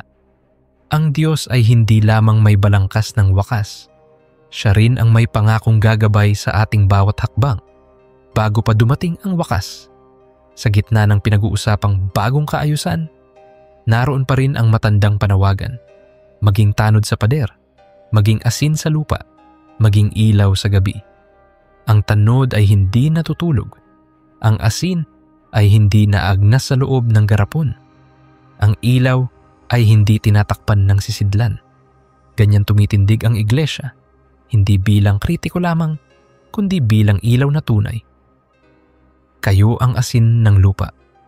Kayo ang ilaw ng sanlibutan. Mateo versikulo 5 talata 13. Mateo versikulo 5 talata 14. Sa pagsasabuhay nito, may praktikal na anyo ang kabanalan. Magtayo ng maliliit na sambahayan ng panalangin sa inyong mga tahanan. Mga gabi ng awit, salita at katahimikan. Magbuo ng mga pangkat ng paglingap para sa mga pamilya na napinsala ng kaguluhan. Mag-alok ng kasanayan at trabaho sa mga kabataan na madaling matangay ng galit. Turuan ang mga bata ng salita, hindi upang takutin sila sa dulo ng panahon, kundi upang bigyan sila ng pag-ibig sa Panginoon na higit sa anumang takot. Sa ganitong paraan, ang hula ay hindi nagiging horror, kundi hamon tungo sa kabanalan. Ituro mo sa bata ang daan na dapat niyang lakaran, at pagdating niya sa katandaan, hindi niya ito lilimutin.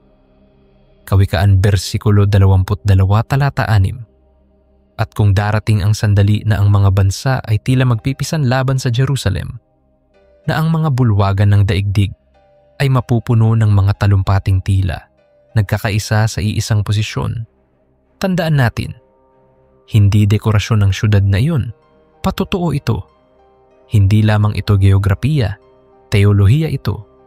Ang mga taong nagtatangkang buhatin ng batong iyan nang walang pagyuko sa Panginoon ay siguradong masasaktan. Kaya imbes na tumayo sa laylayan at manood, tumayo tayo sa gitna at manalangin para sa kapayapaan ng syudad. Kapayapaang hindi basta-basta ipinipinta sa pader, kundi ipinagkakaloob mula sa trono. Manalangin kayo para sa kapayapaan ng Jerusalem. Umunlad nawa ang umiibig sa iyo. Awit versikulo 122, talata 6. May mabuting balita sa gitna ng lahat ng ito. Ang Diyos ay hindi gumagawa sa dilim nang walang paunang babala. Bago niya itawid ang mga kabanata, ibinubulong niya ang pahina sa kanyang mga lingkod. Hindi upang magbigay ng kalendaryo, kundi upang magbigay ng kumpas.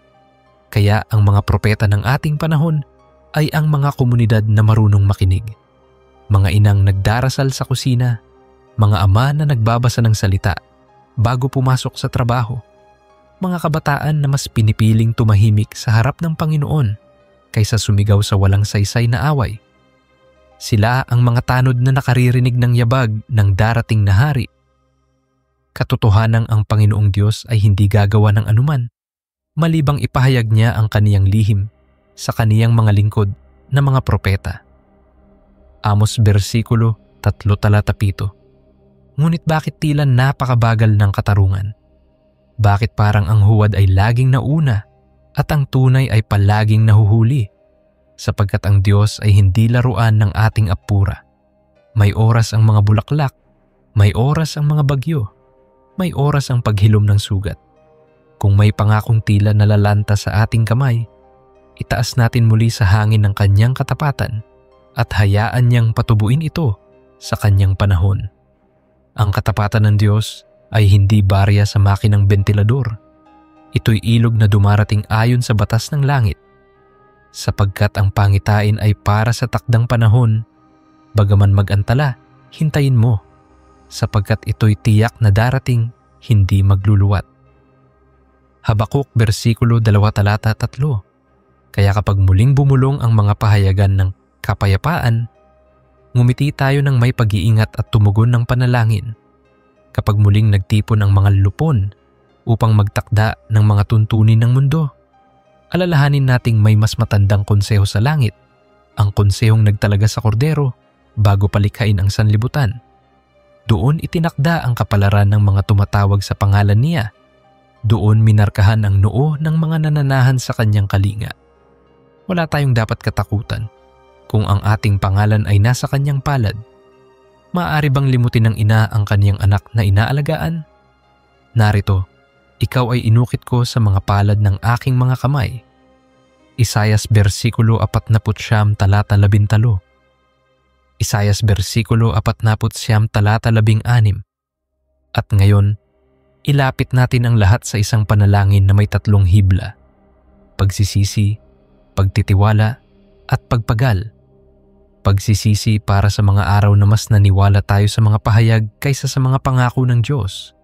Pagtitiwala para sa mga gabing tila walang liwanag. At pagpagal, ang tapang na magpatuloy kahit may luha. Sapagkat sa pagtatapos, ang tunay na kapayapaan ay hindi parangal sa trono ng tao, kundi korona sa ulo ng kordero. At ang kordero ay hindi talunan. Siya ang hari na muling darating. Sa sanlibutan ay mayroon kayong kapighatian, ngunit laksan ninyo ang inyong loob. Aking dinaig ang sanlibutan. Juan versikulo 16, talata 33. Kung naririnig mo ito sa hating gabi, at ang iyong bintana ay salamin ng mga ilaw ng syudad, huminto ka at isara ang mga mata. Isipin mo ang ilog ng buhay na dumadaloy mula sa trono. Isipin mo ang mga dahon ng punong nagbibigay galing para sa mga bansa. Isipin mo ang himig ng isang lungsod na wala ng luha, wala ng kirot, wala ng huwad na kapayapaan, sapagkat ang mismong hari ay kanilang kapayapaan. Pagkatapos, buksan mo ang iyong Biblia at hayaang ang pinakamaliit na talata ay maging pinakamatapang mong sandata. At ipinakita niya sa akin ang isang ilog ng tubig ng buhay, maliwanag na gaya ng kristal, na lumalabas sa trono ng Diyos at ng Kordero. Pahayag versikulo 22, talata 1. Bago tayo magwakas sa gabing ito, babalik tayo sa puso ng ating mensahe. may dalawang tipan na nag-aanyaya sa ating panig. Ang tipan ng tao na puno ng pangako, ngunit hungkag sa kabanalan, at ang tipan ni Kristo na puno ng krus, ngunit puno rin ng buhay. Piliin natin ang tipan na hindi nababasag. Huwag nating ibenta ang ating panganay na karapatan para sa sabaw ng sandaling katahimikan. Huwag nating ibigay ang ating budhi para sa plakang gawa sa ginto, ngunit luklukan ng takot, sapagkat ang ating pagkakakilanlan ay hindi papel na nilagdaan ng mga tao, kundi pangalan na isinulat sa aklat ng buhay. Huwag magalak ang inyong puso dahil sa ito'y nasusuko sa inyo. Magalak kayo dahil ang inyong mga pangalan ay nakasulat sa langit. Lucas versikulo 10 talata 20. Kung sakaling dumating ang araw na ang mga pintuan ng tindahan ay nangangailangan ng pahintulot at ang mga plaza ay naglalagay ng bantay sa pagpasok at ang mga pamilihan ay sumusukat sa katahimikan kapalit ang kalayaan, huwag tayong masindak. Hawakan natin ang kamay ng isa't isa. Ipaalala natin sa kapwa na marami ng gabi ang dinaanan ng iglesia at mas maliwanag ang umaga. At kapag sinubok tayong sumamba sa rebultong gawa ng salita at sistema, tumayo tayo na may kababaang loob at sabihin, hindi kami yuyuko. Jesus ang aming Panginoon. Ang aming Diyos na aming pinaglilingkuran ay makapagliligtas sa amin. Ngunit kahit hindi kami maglilingkod sa iyong mga Diyos. Daniel versikulo 3 talata 17. Daniel versikulo 3 talata 18. Sa wakas, isinusuko natin ang huling salita sa Kanya na siyang unang salita. Hindi tayo pagod dahil natalo. Tayo'y pagod dahil nagmahal.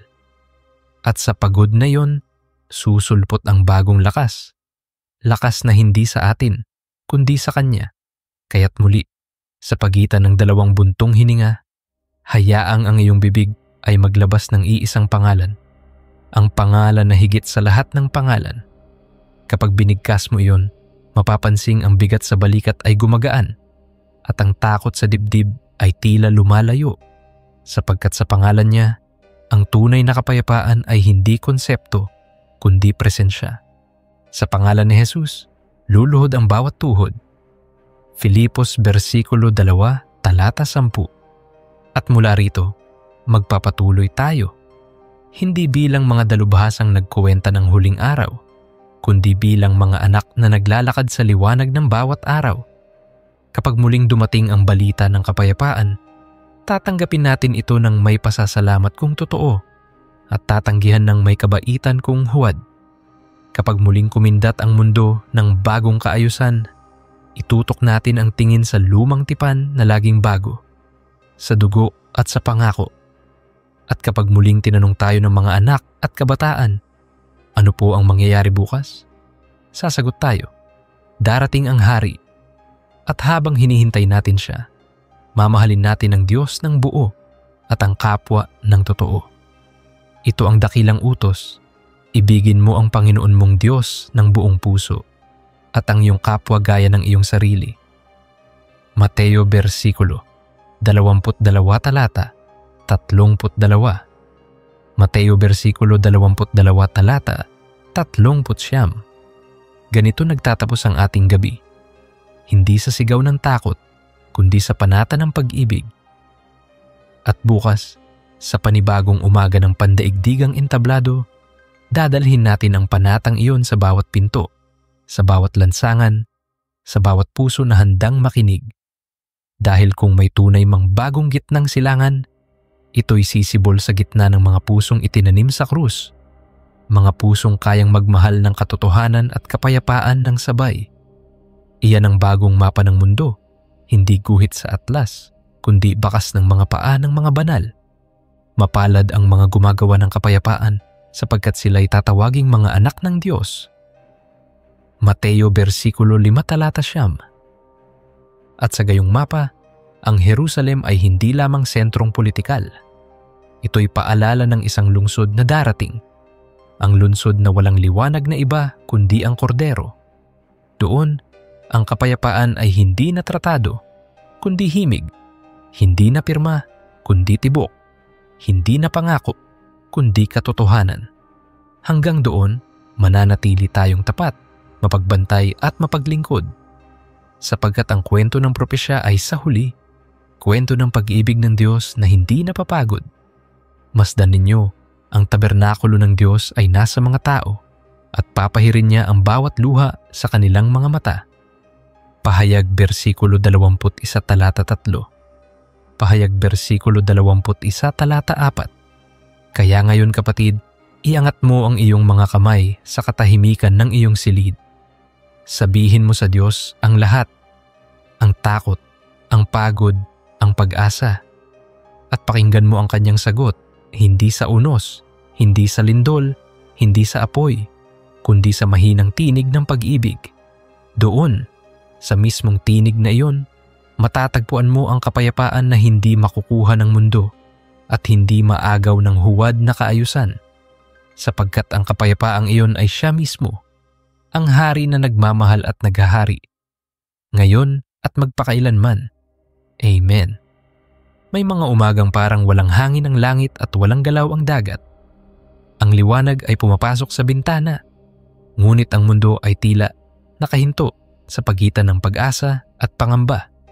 Sa gayong oras, pinakamadaling marinig ang mahina, ngunit matatag na tinig na mula sa salita.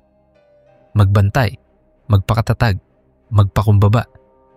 Sapagkat habang binabaluktot ng kasaysayan ang sarili nito sa hugis ng kapayapaang inaakala ng tao, tahimik namang gumuguhit ang Diyos ng ibang guhit, tuwid, malinaw at patungo sa trono ng Kordero. Ang tanong ay nananatili. Sa gitna ng saliw ng mga kasunduang politikal at ng mga lupon ng pandaigdigang impluensya, paano lumalakad ang isang alagad ni Kristo nang hindi nadadaya ng huwad na liwanag at hindi rin natitinag ng antok na dulot ng mga pangako ng mundo? Magbantay kayo, sapagkat hindi ninyo nalalaman kung kailan darating ang Panginoon ng bahay. Marcos versikulo 13 talata 33. Kung paanong pinag-aralan na natin ang mga hibla ng kasunduang inilalarawan ng propesya, ang pakikipagtipan sa marami, ang karisma ng mga tagapamagitan, ang pagsisilang ng mga estrukturang kayang mag-ipon ng kapangyarihan sa ngalan ng kapayapaan. Ngayon ay ipapasok natin ang lente sa dalawang pamamaraan. Una, sa panloob na buhay na siyang pundasyon ng tibay. Ikalawa, sa panlabas na gawaing tumitistis sa huwad sa pamamagitan ng tunay na pag-ibig. Kapag magkasabay na humihinga ang panloob at panlabas, ang iglesia ay nagiging bayang handa, mapagbantay at mapagkalinga, matatag at mahinahon, matapang at may luha. Ang salita mo'y ilawan sa aking paa at liwanag sa aking landas. Awit bersikulo 119 talata 1, 10 at 5. Sa panloob na buhay, ang unang hakbang ay ang pagsasauli ng puso sa katahimikan, sa lipunang sanay sa tunog, balita, opinyon, linya ng tanong at sagot. Ang katahimikan ay tila kakaiba at minsan ay nakakatakot. Ngunit dito lumalapit ang espiritu sa tahimik, hindi sa duldulan, sa bulong, hindi sa sigaw. Magtayo ng maliit na altar sa tahanan, isang mesa, isang upuan, isang basong tubig at isang bukas na kasulatan. Doon, sa araw-araw na ilang sandaling pakikipagtagpo, natututong lumakad ang kaluluwa sa ritmo ng kaharian. Ang mga headline ay maaaring magpalit-palit. Ang puso, kung nasanay sa presensya, ay hindi madaling mabagabag. Pumasok ka sa iyong silid at isara mo ang pinto, at ang iyong ama na nakakikita sa lihim ay gagantimpalaan ka. Mateo versikulo 6 talata 6. Ikalawang hakbang, ang disiplina ng salita.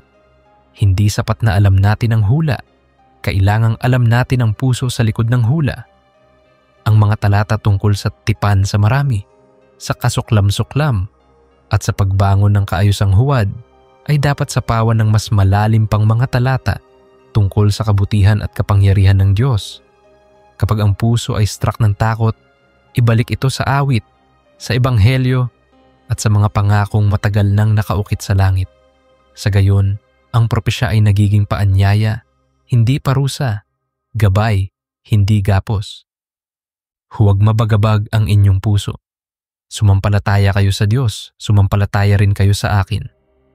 Juan versikulo 14 talata 1. Ikatlong hakbang, ang espiritual na pagkilatis.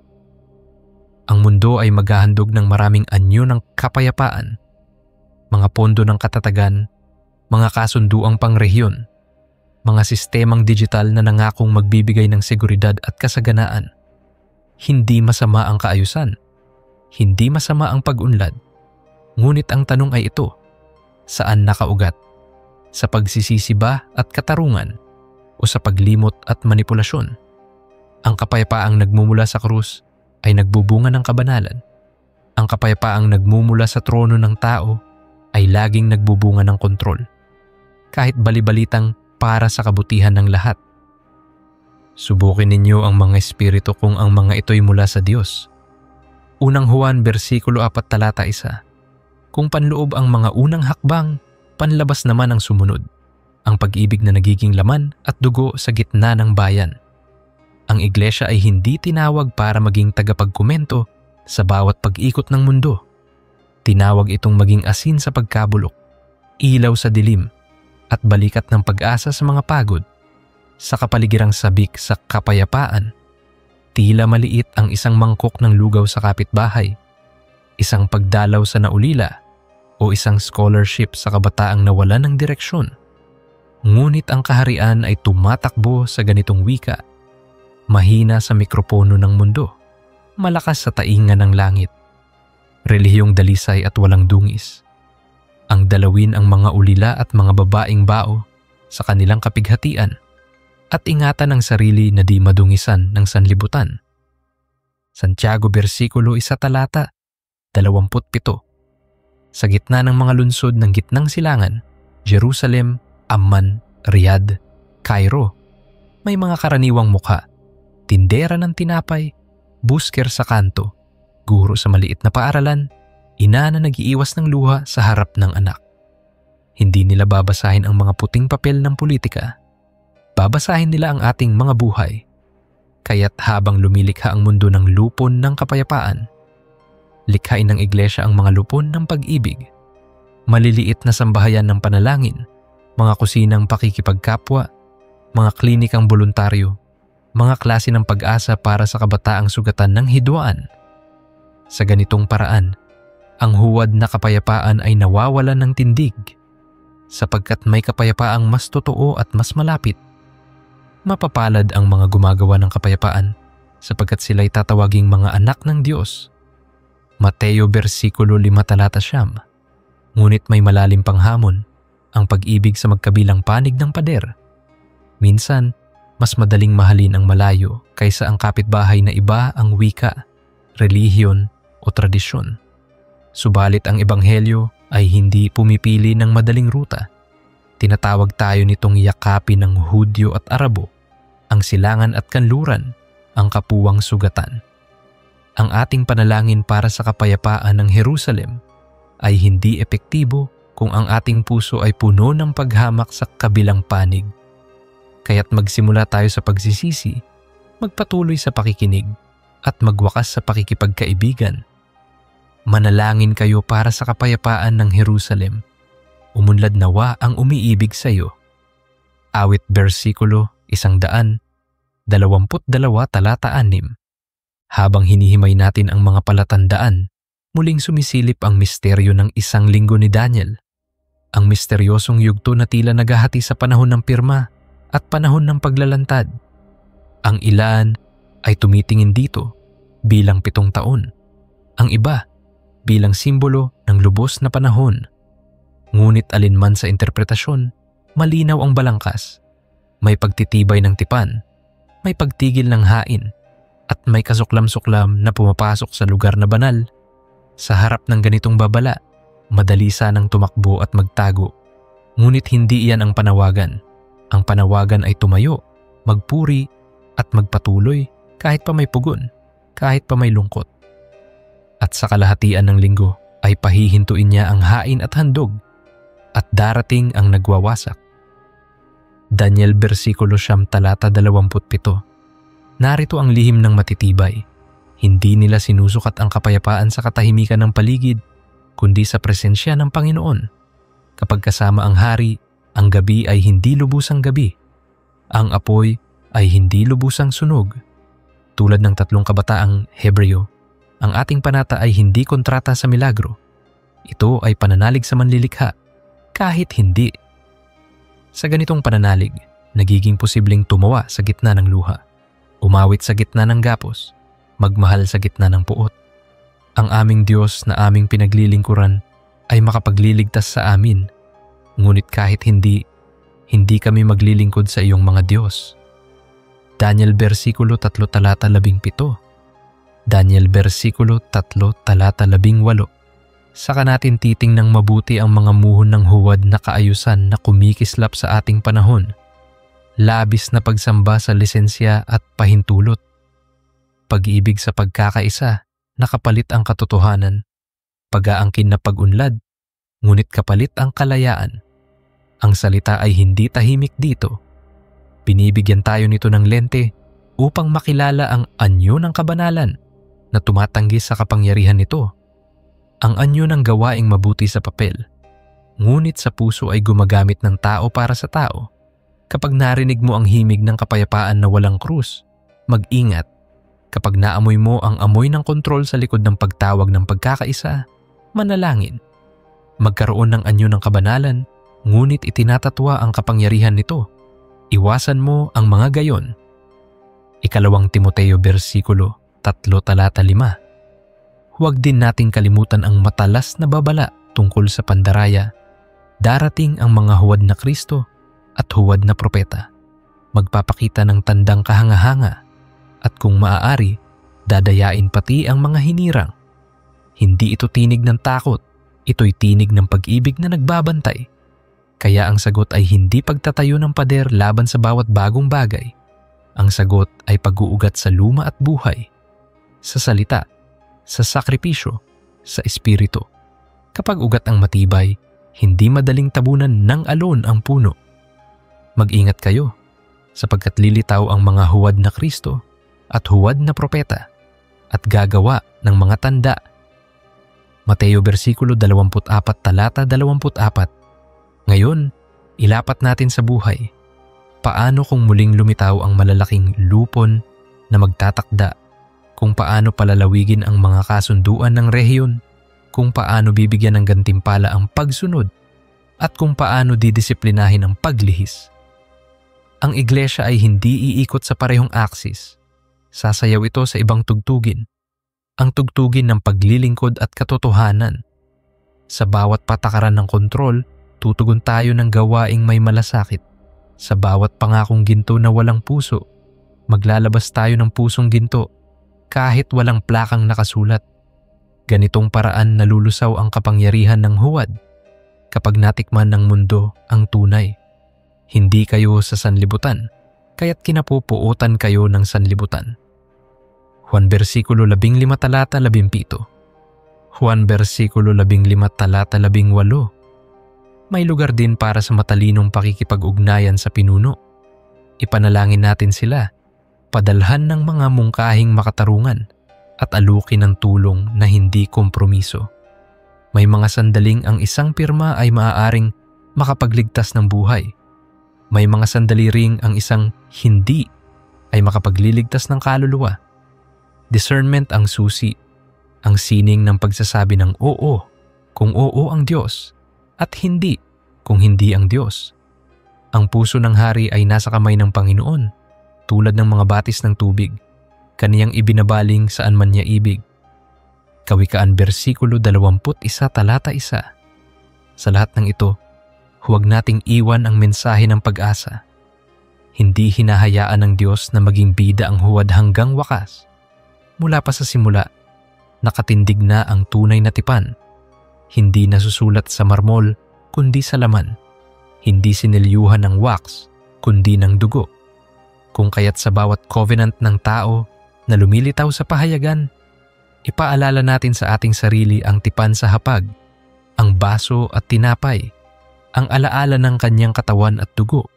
Ang pagsaksi na ang kapayapaan ay regalo, hindi produkto. Ito ang aking dugo ng tipan na nabubuhos para sa marami sa kapatawaran ng mga kasalanan. Mateo versikulo 26 talata 28. May isa pang lihim ng pananatili.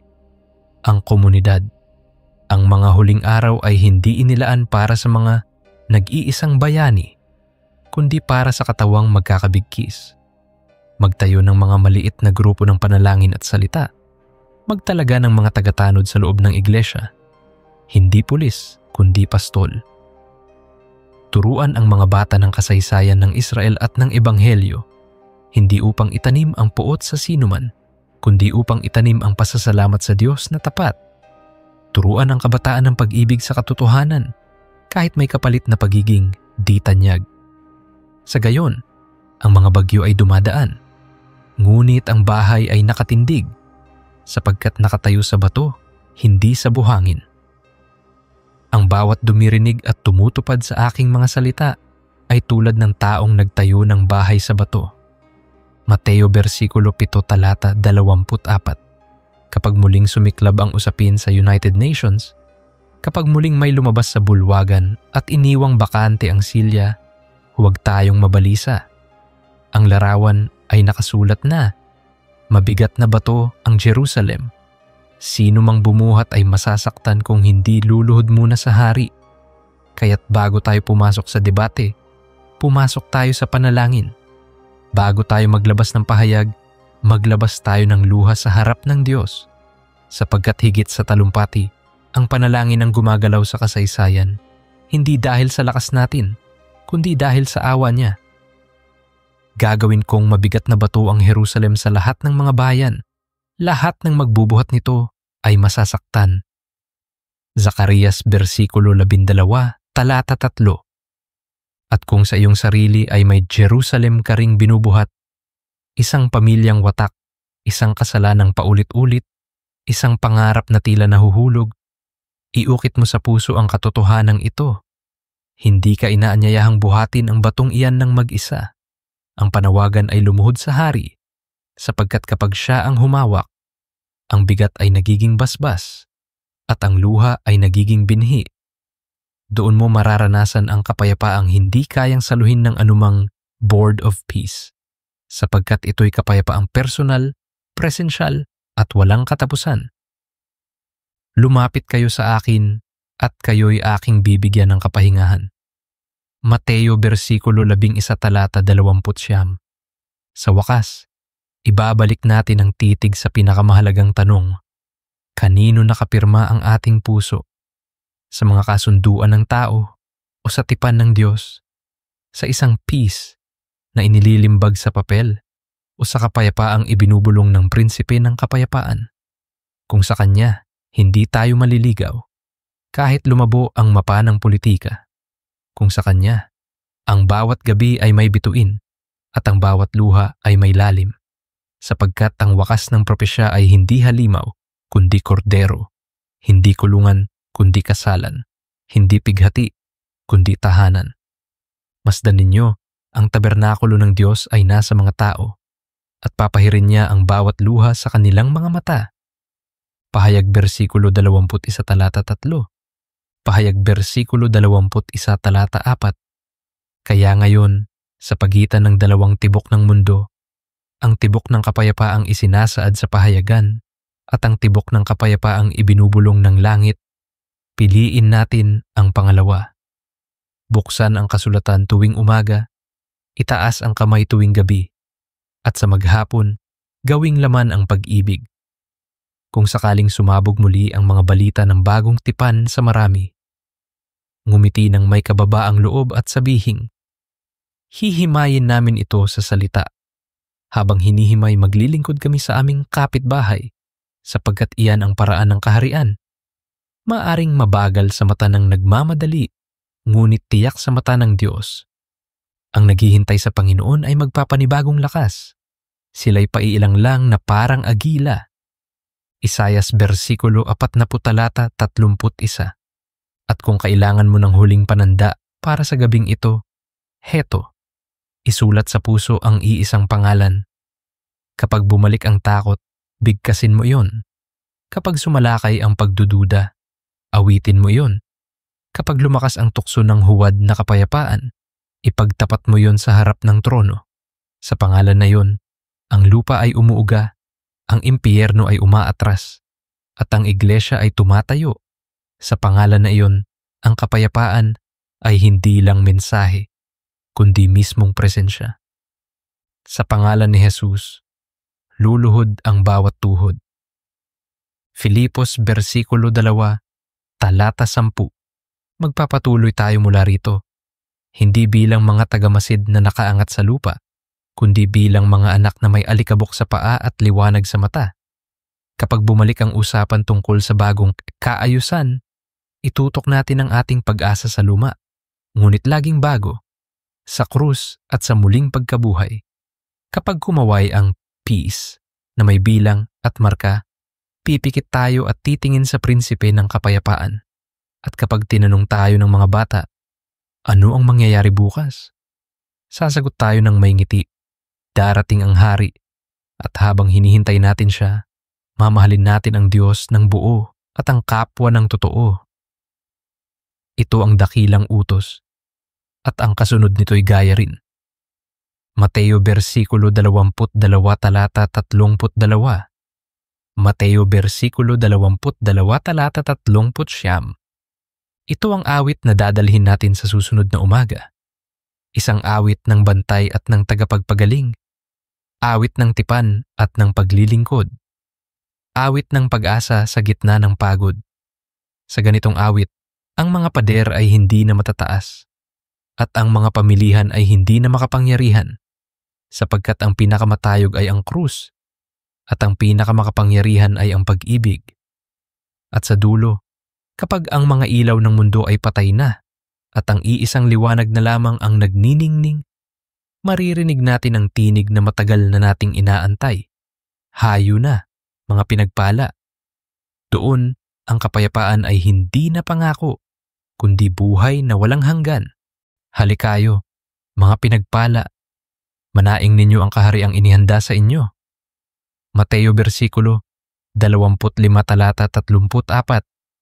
Hanggang sumapit ang araw na iyon, mananatili tayong tapat sa tahimik na silid at sa maingay na lansangan, sa gitna ng lupon at sa gitna ng kusina, sa pahayagan at sa altar, at sa bawat pagbanggit ng salitang kapayapaan mula sa bibig ng sanlibutan.